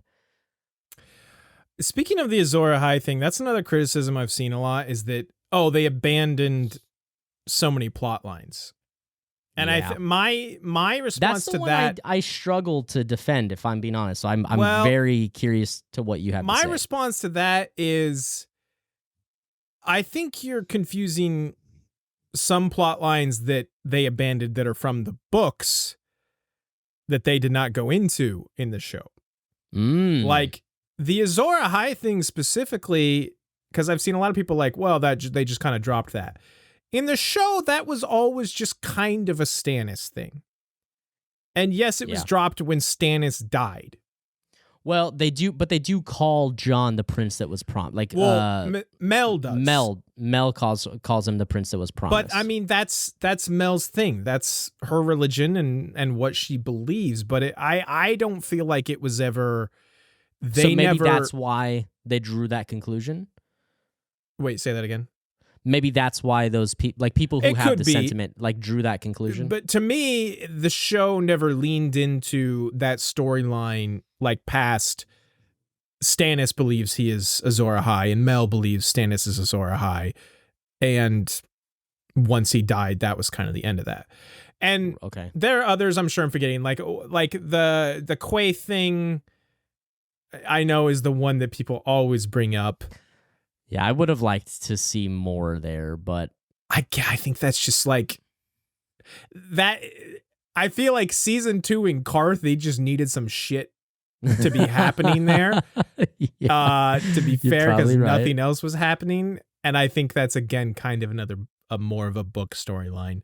I don't know. It's just a thought I had that I kind of wanted to address. I can't. Can you think of any others that bug you specifically? No, I mean, no. So it's not really something that bugs me. It's just like when I've had this conversation with other friends, that is always the one that's like, okay, like take away the Azor Ahai thing, like none of that. Like just the show is positioning Jon to be the hero. Sure.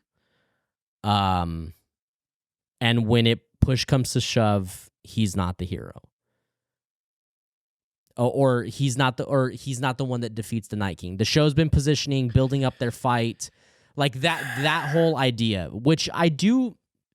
Again, like I try and show humility here. I try and show some objectivity here. I do struggle to defend that, and at the end of the day, it boils down to, well, I'm not upset that didn't happen, right. and I can accept what did happen right. and still like it for what it is, and how those pieces fit. But I do think it's a valid thing to be upset about. I think it's if you're really fixated and upset about that, I'm not going to sit here and tell you that you're wrong. I found it incredibly like an effective misdirect, because as we talked about during that episode, The Long Night, when Jon is pinned down by the undead dragon, and I'm like, how is he going to get to the Night King? Dude. Right, the suspense. How is this going to work out? I think I'd said that was the moment I thought while we were watching it. It's like, oh, this is where we find out that Jon is also fireproof, and he's going to run through the dragon flames to get there to kill the thing. Only to then, it be Arya hey, my expectations subverted, and in my mind, an effective way. That may not be true for everyone, but sure. Also, my feeling is that, listen, we got some reason, some vindication for Arya spending all that shit time in the House of the Black and White. So, again, maybe not the most effective of storylines, but at least there was some legitimacy and reason for it being there. Right. I my sentiment when I get these people who are saying oh, they just abandoned that, or Jon was being positioned to be the main character, or this or that or whatever. And I'm just if you watched 8 seasons of this show and you think there's a main character, you're watching the wrong fucking show. Also, you are counting on traditional storytelling fantasy tropes. And in case you haven't noticed, Game of Thrones kind of whole thing is subverting traditional fantasy tropes. Yeah. So, I don't really have a problem with that. And again, that's me. Yeah. We're not here to convince anybody. Right. We're just want to, if you feel that way, we would just like to challenge you. Right. It's when people just blanket say, oh, the writing was flat bad, objectively bad. And I just I don't think that's objective at all, because I just disagree. Anyway, we kind of got off. Sorry, Ray. The Jon killing her thing, I think I kind of I'm a little bit with Zach in that I didn't see it happening from that long ago. But I do agree, once they got to a certain point, once she burned the city and Jon is walking through King's Landing and seeing the carnage, there's no other way that can go down. If you want to say they should have changed things before that to avoid that, sure, but I think what I'm more curious about, the more I think about Ray's message here, is if I'm understanding your message correctly, if you are okay and like that she became the Mad Queen, and how just like the Mad King had to be overthrown, she would ultimately have to be overthrown. Oh, maybe. What I'm curious about is who and when, what would have made this better for you, if not Jon, who? Sure. And I'm genuinely curious, and feel free to DM us, or I can't recall how you sent this message, but however you did it, do it again. I'm genuinely curious, if not Jon, would you have wanted Jon to stay by her side and support her as this new Mad Queen? Because I mean, respectfully, I don't think that would be the right move for. That's just not true to Jon, right? But I am curious, what could have made that better for you? I would love to know. Yeah. Last thing Ray mentions here is with Jaime in particular. At some point, I think Brienne asks him how he wants to die, or someone does really, really early on in the show. I think that's actually Bronn that asks him that. Yes. Or they're having a conversation about it. And he says, in the arms of my lover, a.k.a. Cersei. So it sounds like, judging by Ray's comment here, he is this. down, with the Jaime ending, because Good. that's exactly what happened. So, and I agree. I completely agree. Ray does also go on to say, also, this is the first time any podcast I've ever listened to has responded to a DM, so that's super dope. Guys, I left this in here because I wanted to, thank you, Ray, for DMing us, because we truly appreciate it. We appreciate the interaction. We appreciate the conversation. True. But also, to anybody who's listening and watching, guys, like, we love interacting with your thoughts and opinions and ideas. Well, Zach does. Send them in, man. Dude, literally I everything like to, that people send. I'm just not on social media. Right, but everything that people send, you get a screenshot true, of. True, like, true. We love this, and we love interacting with you guys. So, like, definitely do that. Like, I can't express how much, like, the whole reason Scott and I do this is because we like talking about this shit. For sure. 100%. So keep that going. I think, do we have anything else, Scotty, before? Oh, we have one here. One here at the bottom from Jordan, if you want to. Yeah, so Jordan, her sentiment is that Arya has the best arc. I'll hear it. I'll allow it. I will hear this, because she is also one that is high contention for me. I love Arya because I feel like at the beginning she had this desire to be different from her sister and be her own independent person with great fighting skills.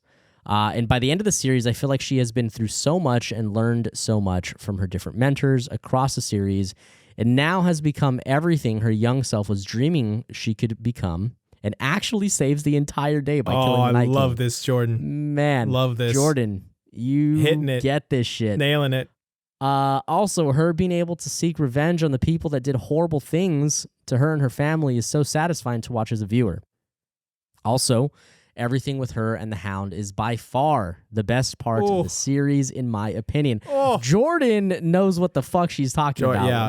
Let me just say that. Jordan is spot on here. I have no notes, I think, as far as that goes. I think Jordan, you know what you're talking about. Here's the thing, and this is just like fucking, we're echo chambering over here with Jordan, but I will say, but this is a Jaime problem too, honestly, but like some of the season 5-ish through season 6, Arya's arc is not great. Sure. Honestly, season 7 too, I think they kind of ran out of things for Arya to do. My beef with Arya late in the series is that after her time in the House of Black and White, she loses like almost all emotion. And I did not like that, because one of the things I love most about Arya's character is how fiery and emotional she always was. She's so charismatic, dude. Always. Right, but she always is just like so, like, she wears her emotions on her sleeves. She always says exactly what she's thinking. She gets pissed off at Joffrey. She doesn't care that he's a prince. She's just going to let him know what a dipshit she is. She's so loving and thankful to Jon for like the present. And she just, all her time spent with like she's Yoren. Unapologetically like just herself. Right. Always. And like I said, just very like, again, she wears her emotions on her sleeve, and she's always just willing to put everything out there. After her time in the House of Black and White, she just becomes this very stoic, like, killer. And hey, when you spend time training with like the what are they fucking called? The Faceless Men? Mm-hmm. Like, that's probably going to happen. Fair enough. Ra's al Ghul over there. But she just wasn't nearly as interesting after that for me, because I missed that fieriness. I missed that passion. Sure.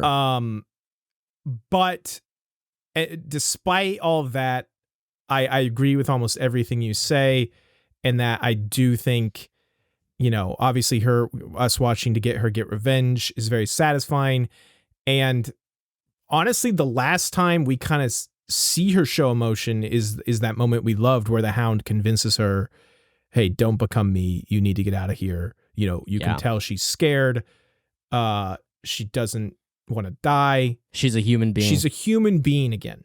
Just like when she interacts with Ed Sheeran. I fucking hate you so much. So yes, that's the one beef I wanted to air out. I needed to get that off my chest about Arya after that's a good take, after she Scott. goes to the house in black and white. But Jordan, I think excellent opinions. Her stuff with the her Hound scenes with the Hound is the best stuff in the whole series. Otherwise, I think you're spot on. 100%. Okay, Hannah, this is our last one here. I'll read this since Zach This is a kind of two-parter. long, and Zach has stronks when he reads. Okay, Hannah says, Hey. maybe hot take, I don't know. I think you guys seem to not hate Dany as much as you say you do.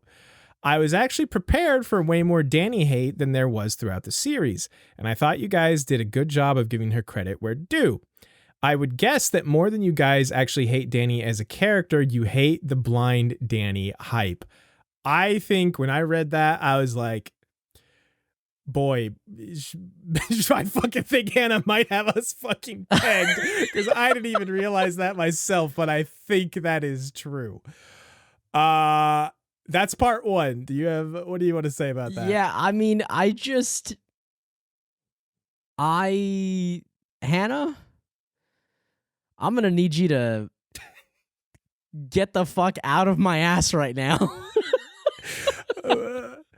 I'll see you on Tuesday if you want to unfold my brain more, because I think you are spot on. Can I get you on retainer? Yeah, Jesus. Fuck, I need to talk about some things. Yeah, no, Hannah, I think that you are correct in some aspects. Sure. So I think I do want to unwrap this a little bit. I think that I like Daenerys's character archetype. I like what her character's mission and goal and arc is, and I think that Emilia Clarke does it beautifully. Sure.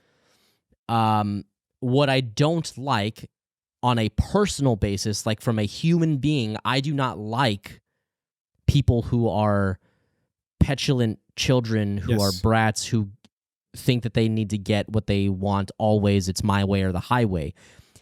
In some aspects, it's like Joffrey, and people despise Joffrey. Yeah, true. Although she's a liberator and he's a torturer. Yes. Right? But some of the same mindsets of my way or the highway, the my way or personality death is there. It is what I dislike. Yep. Now, as an archetype, it's a beautiful arc. I think it's done excellent. So I think that there's a lot of truth to what you're saying, but I do want to clarify that, like, give me season 1 through 5, Dany. Like, I would never have a beer with her, other than the fact that she's super hot. I was gonna say, of course you would, you liar. But I would have a beer with, she's just not somebody that I enjoy, that I would like to be around, sure. Right? Like, in the way that I love, some of the other characters. But Hannah, that's an astute observation. We can tell that you are a close listener. Yeah. And you should go into therapy, or be a lawyer. Both seem to suit your skill set. I would just like to say that I appreciate this sentiment from Hannah, because I think that justifies, like, that we did try to be, and I know I tried to be especially as objective as possible when we were doing, like... You are so full of shit. No, listen, I'm being genuine here. We were trying to be as objective as possible when we were doing, like, Who Be Thronin', and even though there was I was trying to be as objective as possible, and you never wanted to hear it. It was mostly me, though. Hey, I let you do it, okay? Dolorous Ed only on the list twice. Yeah, he only made the list twice. You always got your way on the list, you absolute fucker. It's because I'm always right. Wrong. I think there is definitely a major element of old Scotty boy over here can be a bit of a contrarian. So the fact that, yes, there's a ton of blind Danny hype, and that's what I hate. But again, the whole season 1, what she did with the Miriam Azdur and Khal Drogo really dug her into a hole for me. And to Zach's point, her personality, her petulant childreness is something I don't like. As you well know, I complained about it plenty with Harry. Although, to self-report a little bit, I will say in hindsight, I was definitely too hard on Harry. I'm not going to turn this into a Harry Potter thing, but what I've claimed to like so much here about Daenerys, her struggle, her emotional state that she was in these last couple episodes, I probably did not give enough credit to Harry in those circumstances. So I'm just going to go ahead and call myself out on that one, but that's neither here nor there. I'm seeing some real growth. Yeah, real growth. I'm not from your pants. I'm a changed not from your pants. Oh, you'll see that later. But yes, okay, second part here. This is still Hannah, by the way. This is so important to me because it drives me insane and I don't hear anyone talk about it. The reason the ending drives me up a wall is because Bran gets crowned king. And there are many issues with that, IMO, but the biggest one is that it is an extreme basic archetype violation. Bran, as the three-eyed raven, is the wise man. He's the Dumbledore, the Gandalf, the Obi-Wan. There is a reason that those characters don't become the king. They're the knowledgeable advisors, not the conflicted, compassionate rulers. It's such a violation of basic storytelling, and it's not even done well. Okay, actually, just to make your life complicated, slight edit, there are multiple ways to be the king, and sometimes a king can be a wise man, but to me, the question of who will win the Iron Throne makes this a chosen one story, and the wise man and the chosen one are definitely two separate people. Again, Harry and Dumbledore, Luke and Obi-Wan, etc. Okay. This is well thought out. Yes. I think reasoning, by the way. So kudos, Hannah. I think we're in agreement with her here. Like, I think we are. Yeah. I mean, Bran should not. Yeah. I mean, we talked about this last episode. There is a way, like Hannah says, yes. a wise man, quote unquote, archetype can, in some ways, in some situations, be the king, be the ruler. But that work was never put in by the writers. So yeah, it's a bad call. Like, that is, if there is anybody out there who wants to call out the absolute bullshit of the end of Game of Thrones, this is what you call out. Yes. Stick to this. Make this your argument. 100%. This is the argument. And this is the argument that we will agree with 100% of the time. Yes. If someone wants to look me in the eye and tell me Bran becoming king ruined the end of Game of Thrones for me, I'll be like, hey, fair enough. Like, I personally think there was a lot of other good things that, while I didn't like that particular aspect, made season 8 acceptable, whatever you want to say. I totally understand that how that specifically could ruin the ending for you. I just, there is one thing, and this is potentially a call out here on you, Hannah, but maybe people who feel that strongly about that. I did not watch 8 seasons of this show to figure out who's going to become the king. Oh, true. Yeah, I agree. That was not the point of this. Like, you are valid in saying that is a bad choice, because it is. Objectively, it is. But it's just so interesting to hear people say that, like, it ruins the ending. It's like, man, I am sorry that you watched this show and cared that much about who became king, that you let that hurt the other beautiful moments in the series. To be fair, I don't think Hannah is specifically saying that's like the only reason she watches the show. She's just saying the question of who will win the Iron Throne makes this a chosen one story. Right. Which, yeah, I think I mostly agree with. And again, I cannot and I will not defend the Bran becoming king thing, especially, absolutely not, like you said, because they did not put in the work. And that is the one, well, aside from obviously Bran becoming king, but obviously a lot of people don't talk about that much. They will like mention it. But again, the thing I hear most commonly is like the writing and the pacing. The writing, aside from this one instance, I completely disagree with. And the pacing, I'm kind of torn on. I think if people want to talk about everyone's warping around, you're dumb. You're full of shit. They literally went from Winterfell to King's Landing in one episode in season 1.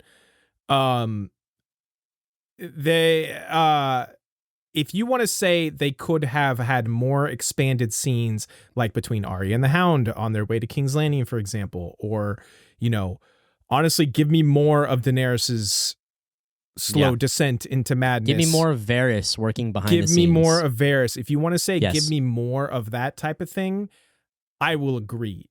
That is one thing that I will say. I think it could have really used probably one more episode in the final season. But again, I tie a lot of that problems back to season 7, because season 7 dicked around and accomplished nothing.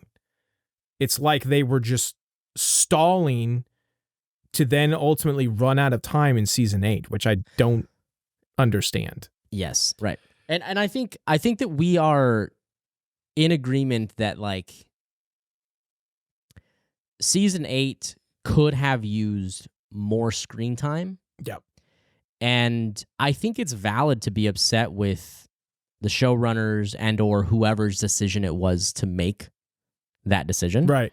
Correct. However,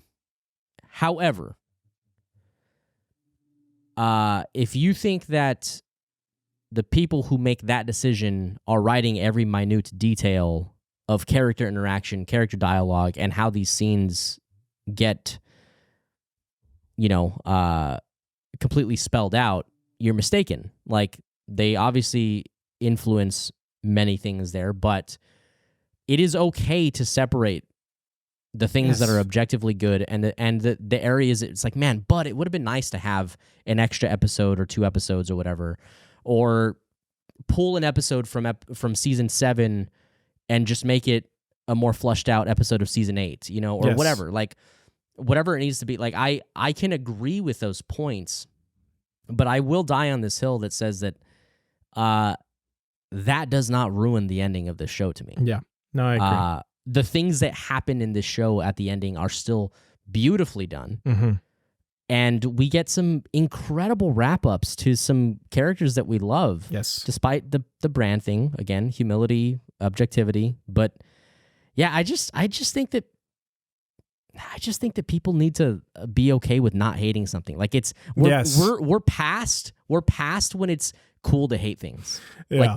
We need to get past that. You don't have to be like an absolutist. It doesn't have to be the greatest thing you've ever seen. It doesn't Only have to be... the Sith deal in absolutes. Exactly. It doesn't have to be the best thing ever. It doesn't have to be the worst thing ever.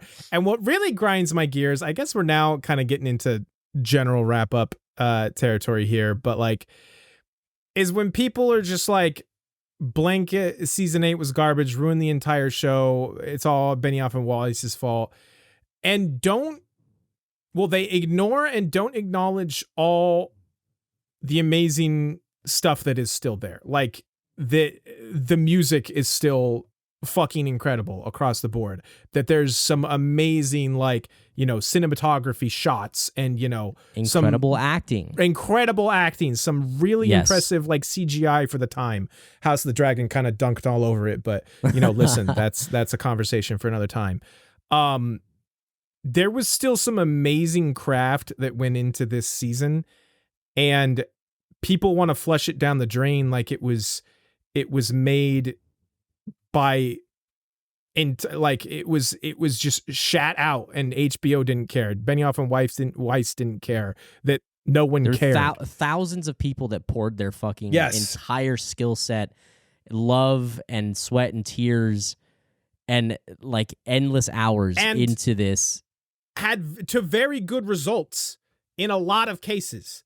Again, I don't love everything that happened in this season. I have major qualms, but that I do not let that like completely discount the entire thing. And then by extension, what really makes me angry is then the people who are like, well, it ruins the entire show for me. And it's like,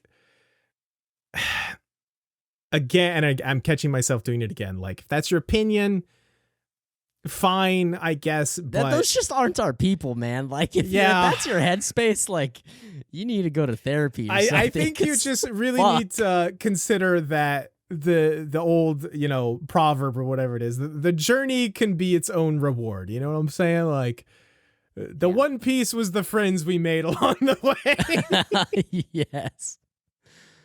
Man, yeah. So, yeah, I think as we wrap up these submissions, that we maybe bit off a little more than we could chew. That was a lot. That was a lot. First off, guys, thank you so much for sending those in. Sorry if we missed yours. Obviously, this is already running long. Yes, truly, yeah. So there are many more that we were not able to get to on the show, but we do plan on finding new and interesting ways to continue interacting with you guys and doing this sort of thing. So don't stop sending these in. We appreciate them more than you guys know. There are a few things that we do want to discuss here to wrap up, and we will make these pretty quick. But I think it wouldn't be a true series wrap up, final thoughts, if we didn't touch on some of these. Sure. And the first one that I want to discuss is actually Scotty's time to shine. I have been giving him shit for being this guy through the entire series, and now I want him to be this guy.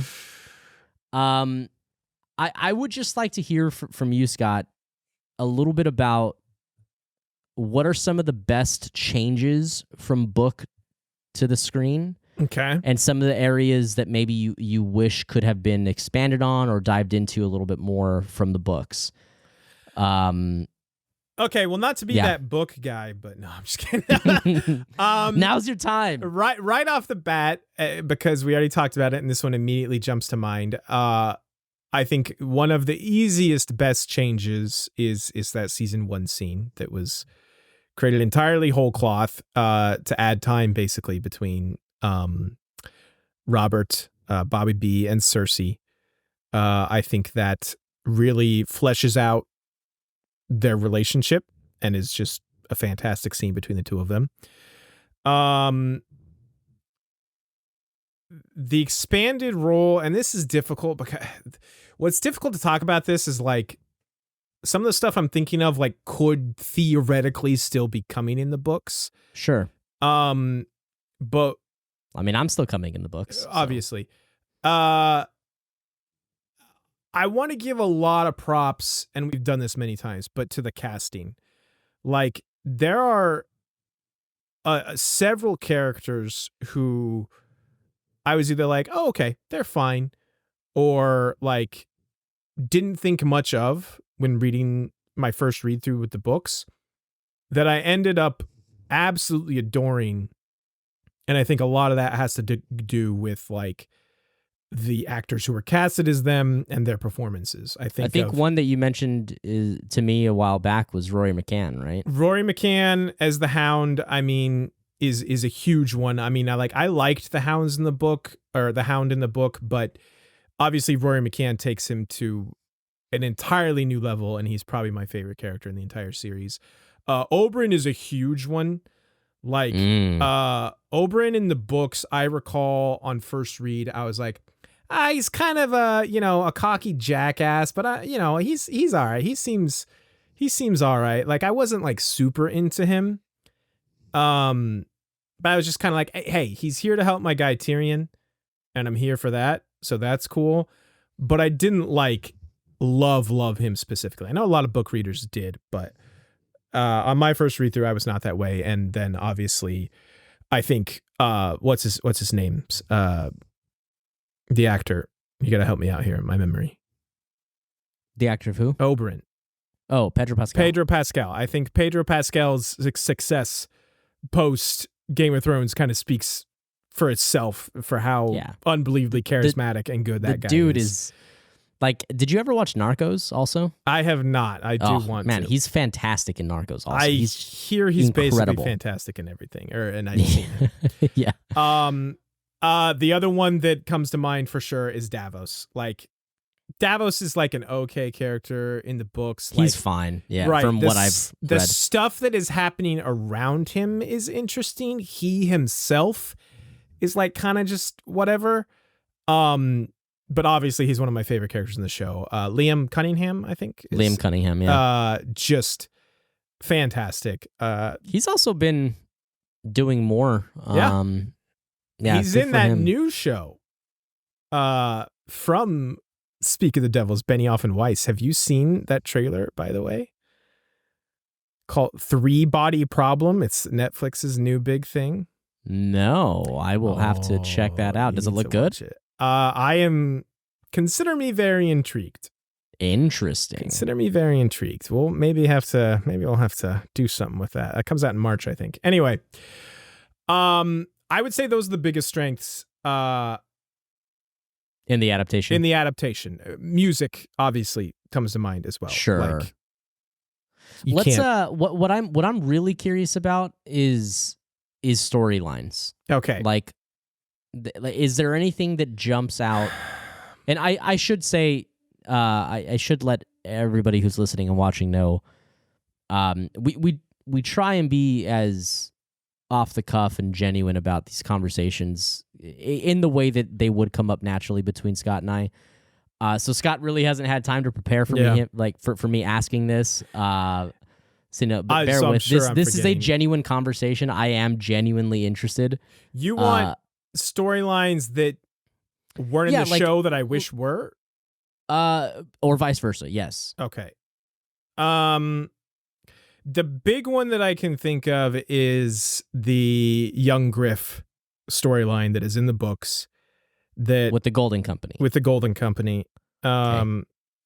That is one where if George really wants to go in a different direction and completely change the ending, like, that could potentially have massive implications for everything. Okay. So he's, because you've talked to me a little bit about this before, he is a self-proclaimed Targaryen bastard? No, not a bastard. He is, if I'm remembering and understanding correctly, he is one of the children that was supposedly killed by the Mountain. That was not actually killed. Okay. When the Lannisters took King's Landing. If I'm understanding, maybe I need to watch a few more, what's his name? Alt Shift X videos. Maybe I need to watch a few more Alt Shift X videos, but my understanding, again, it may or may not be true, but that is my understanding, that he is one of the actual children that, it would have been, Rhaegar and, Elia, right? Elia Martell. Although, if, they got an annulment and all that, maybe he's technically I don't know how that works. Anyway, that is a storyline that I would have loved to seen, but it would have introduced a lot of elements to juggle. Player. Yes, that I am not surprised. I mean, they tried to introduce Euron late in the game. That's true. They did really. Let's just sub that one, put that guy on the bench, and bring in young Griff. Well, listen, if they were going to imagine young Griff comes in and tries to wed Cersei. Yeah, dang, dude. Yeah, that would be something. If they were going to keep a Greyjoy storyline, they should have trashed Euron and gotten his brother, who Victarion. Victarion. Although you kind of have to have both of them, honestly, because Victarion's kind of whole motivation is fucking over his brother Euron because he hates him. But I think Victarion is way more interesting personally than Euron. Bam Margera has never really been my cup of tea, so no, I'll take your word for it. I'm trying to think of what else. Off the cuff, that's the big one. If there's anything that was in the show, so you also want to know if there was any storylines in the show that that weren't in the books. Again, that's really difficult because, I mean, of course there were, because the show has gone past the books. Okay, sure. I understand. So one of them that comes to my mind, and this is only from osmosis, sure, from photosynthesis, just have absorbed this from the ether, is Stannis. No, hold on, I'm sorry. So Stannis isn't dead in the books yet, but that's because... Oh, the Great Northern Conspiracy stuff? Is that no, that's not what I was going to say, but you have talked to me about that. That's something that's in the book that I would have loved to see in the show. Loved. The Northern Conspiracy stuff is fucking excellent. They did my boy Wyman Manderly so dirty in the show, to be honest. Because that dude rules. Fuck yeah. Hell yeah, dude. But again, like, the books are fucking 80 years long and George is never going to finish them. Like, I understand. That's why I've always said this about like adaptations. It's like, I try as much as possible and I fail at it plenty, believe me, but I try to keep them as separate as possible in my mind and appreciate them as their own separate thing. Sure. Makes sense. Okay.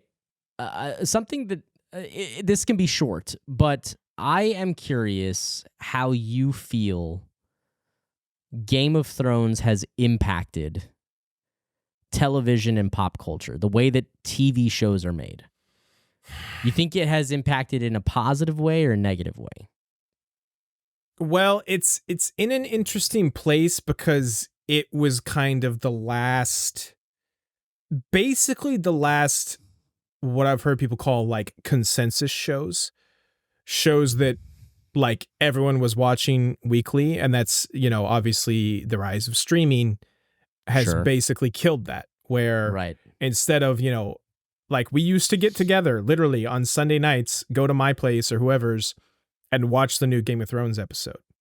Right. And that shit just doesn't happen anymore. Like for any show. Like maybe like, there are some passionate people out there that are, meeting up to watch. I don't fucking know. But in massive, in waves. The mass appeal, like there is nothing else since Game of Thrones, and a lot of this was due to the time in which it came out, that it was kind of the last consensus. Everyone was watching it. Everyone was talking about it. But now streaming has kind of killed that. Like shows are released in batches now, and you just binge them and then you talk about them whenever. So I don't know. It's interesting that you ask if it's had like an impact. It almost feels like it was the last of a dying breed, Well, what's interesting though is, because I don't disagree with that, but I kind of felt that with House of the Dragon. No, for sure. And that was the other thing I was going to say, was like, it almost felt that way again. And House of the Dragon is only in its first season. Right. So I wonder if it will gain that traction. You think so? Is that a fair comparison? Because it's a continuation of... Well, I guess what I'm saying is like, when the first season of Game of Thrones came out. Right. But it was an unknown at that time, whereas House of the Dragon is like an established franchise. You see what I'm saying? Yes, and I'm saying that like, I'm disregarding the fact. I'm not saying that it's better. I'm just saying that I know. It is only in its first season. It's in its conception still. Right. And it has room to continue growing. Will it build to what Game of Thrones was season 3? Sure. I mean, because I feel like when it really hit, like everybody was watching in every household at the same time. For sure. And I don't know. You may be right. It may just be the whole streaming thing, which I think is very real. Do you think it has set like an expectation in like what we're looking for? Because like I know I can speak to this personally. Like it has been difficult for me to seek out a fantasy show because of Game of Thrones. It has for me, if that's what you're asking, and it sounds like it has for you. It's like, oh yeah, I feel like, and part of this is because I just feel like there is so much more out there these days. Sorry, dog's barking. That's all right. Cat in the house. Don't go back that way. Don't go back that way. There's just so many choices out there of things to watch that I find I just like, my standards are like through the roof high, where I'm just like, if this isn't like, we might get a Murphy appearance. OMG, look at her.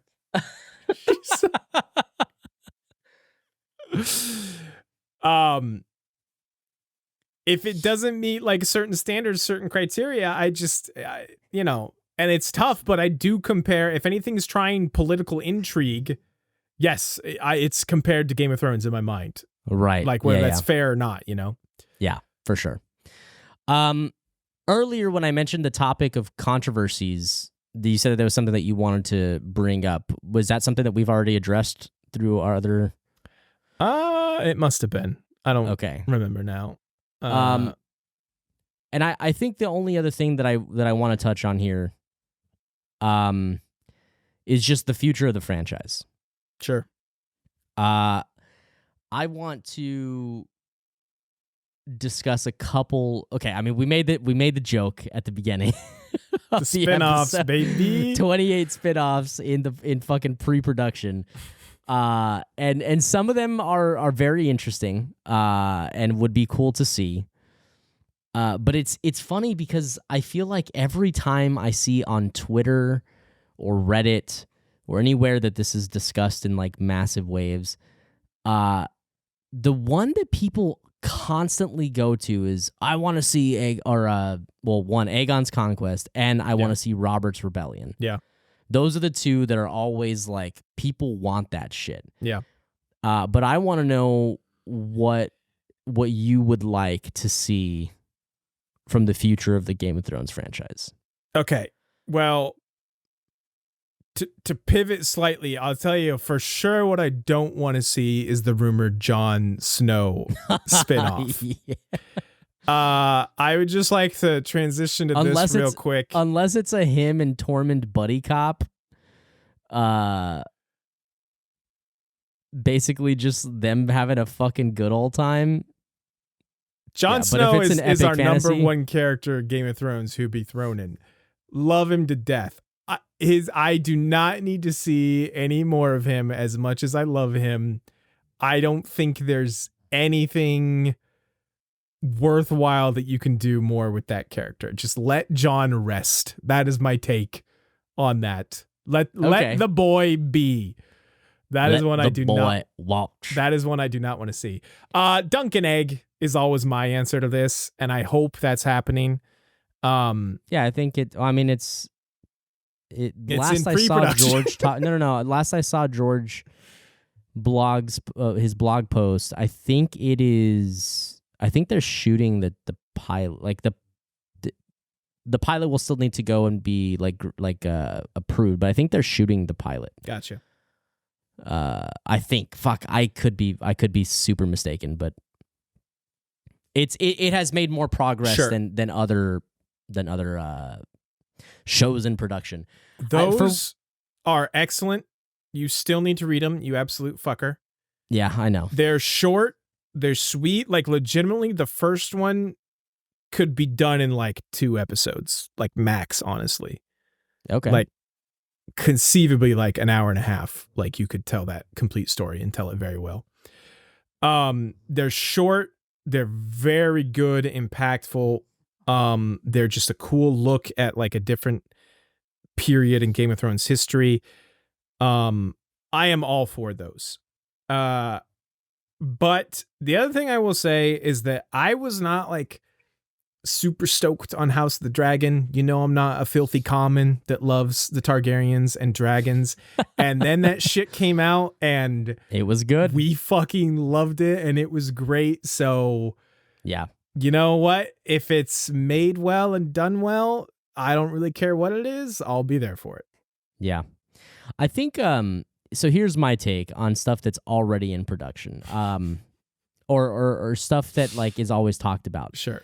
People always talk about Aegon's conquest, and I think it could be really interesting to watch that, but I feel like in a way Aegon's conquest might serve better as like a trilogy of movies. I was going to say even just maybe a movie, or yeah, I could see that.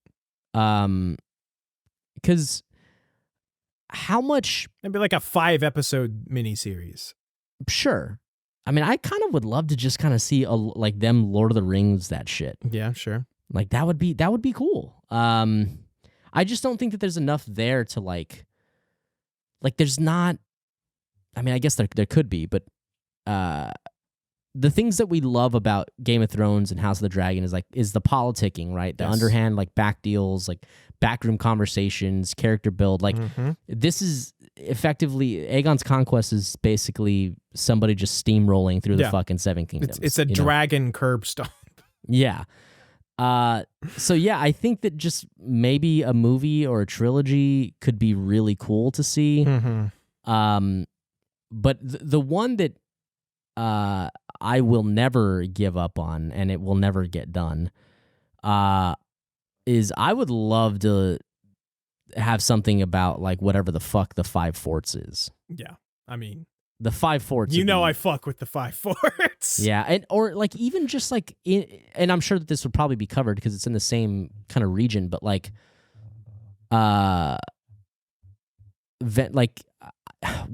Jesus, man, I'm sorry, I cannot remember his name. What was the name of the maester that mapped? Shit, I can't remember. But like even like a series of like his travels. Sure. To what is it? Shadowlands Beyond Ashai. And what is it? There's like Yi Ti. That's what it is. There is a series about Yi Ti in pre-production. Oh, really? Right now. Okay. Yeah. Sick. Which would be crazy. If you guys don't know much about Yi Ti is essentially like the ancient China kind of. Yeah, like the version ancient east of our world. Very interesting stuff. Yeah, and also like incredibly rich. Like, I think a Game of Thrones, a Song of Ice and Fire world fantasy take on like an ancient China story could be fucking insane. Fucking sick. Absolutely. Yeah. Yes. Very, very cool stuff. But yeah, I am excited for House of the Dragons to continue. Yeah. Fuck yes. That show has been great. Although Patty Considine will be missed. Oh my God. Yeah. Rest assured, I think the old Mythkeeper bastards, whoever those fuckers are gonna keep you up to date when season 2 of House of the Dragon drops. Oh yeah. Yeah, certainly. So don't you go worrying your pretty little heads about that. I think that's about everything I had. Scott, was there anything else you wanted to talk about and wrap up here? Did you want to like rate the seasons, or do we want to? I think we do that another time. Okay. We'll see. Yeah, I think for sure we want to do some kind of either a character tier list ranking, and then like an episode or scene something ranking or tier list of some kind as well. I have one last question for you. Okay. Was Game of Thrones as a completed series better upon this rewatch than the first time watching it all the way through? I think so. I feel like I got almost like a sense of like closure and like I had a lot of realizations of things that I cared for. Realizations and almost relief, because there was, like we talked about many times, part of the reason we want to do this was like, why haven't I gone back to it? Was I really not into season 8? And it turns out I actually really liked season 8. And I've talked about this many times. I think it's so important. Like the weight of expectations on anything that's so anticipated like this is crazy. And like once you are free of that weight of the crazy expectations that a finale like this has to bring, like you can just enjoy it for what it is. You can enjoy it for the little things. You can enjoy it for the cinematography and the really good scenes, and you don't have to hyper focus on Oh, Bran was king, so that ruins the entire thing. You know what I'm saying? Yeah, agreed completely. So. Yeah, ditto, echo chamber, same thing. We love a good echo chamber. Yeah. Well, guys, I think that is going to do it for this recap in hindsight episode. We appreciate you guys so much. Thank you to everybody who submitted some feedback, some comments, calling us out on our bullshit. Sarah, thank you for doing that. You asshole. I know. Friendly reminder, hit us up on our new socials, which will be linked down in the description for the new podcast, the new rebranded We Don't Want a Podcast called Mythkeepers Podcast. We are very excited to bring all of that and then some to you guys. Hell yeah. A lot of cool things in the works. So thank you guys again. We will see you guys next time. Bye-bye.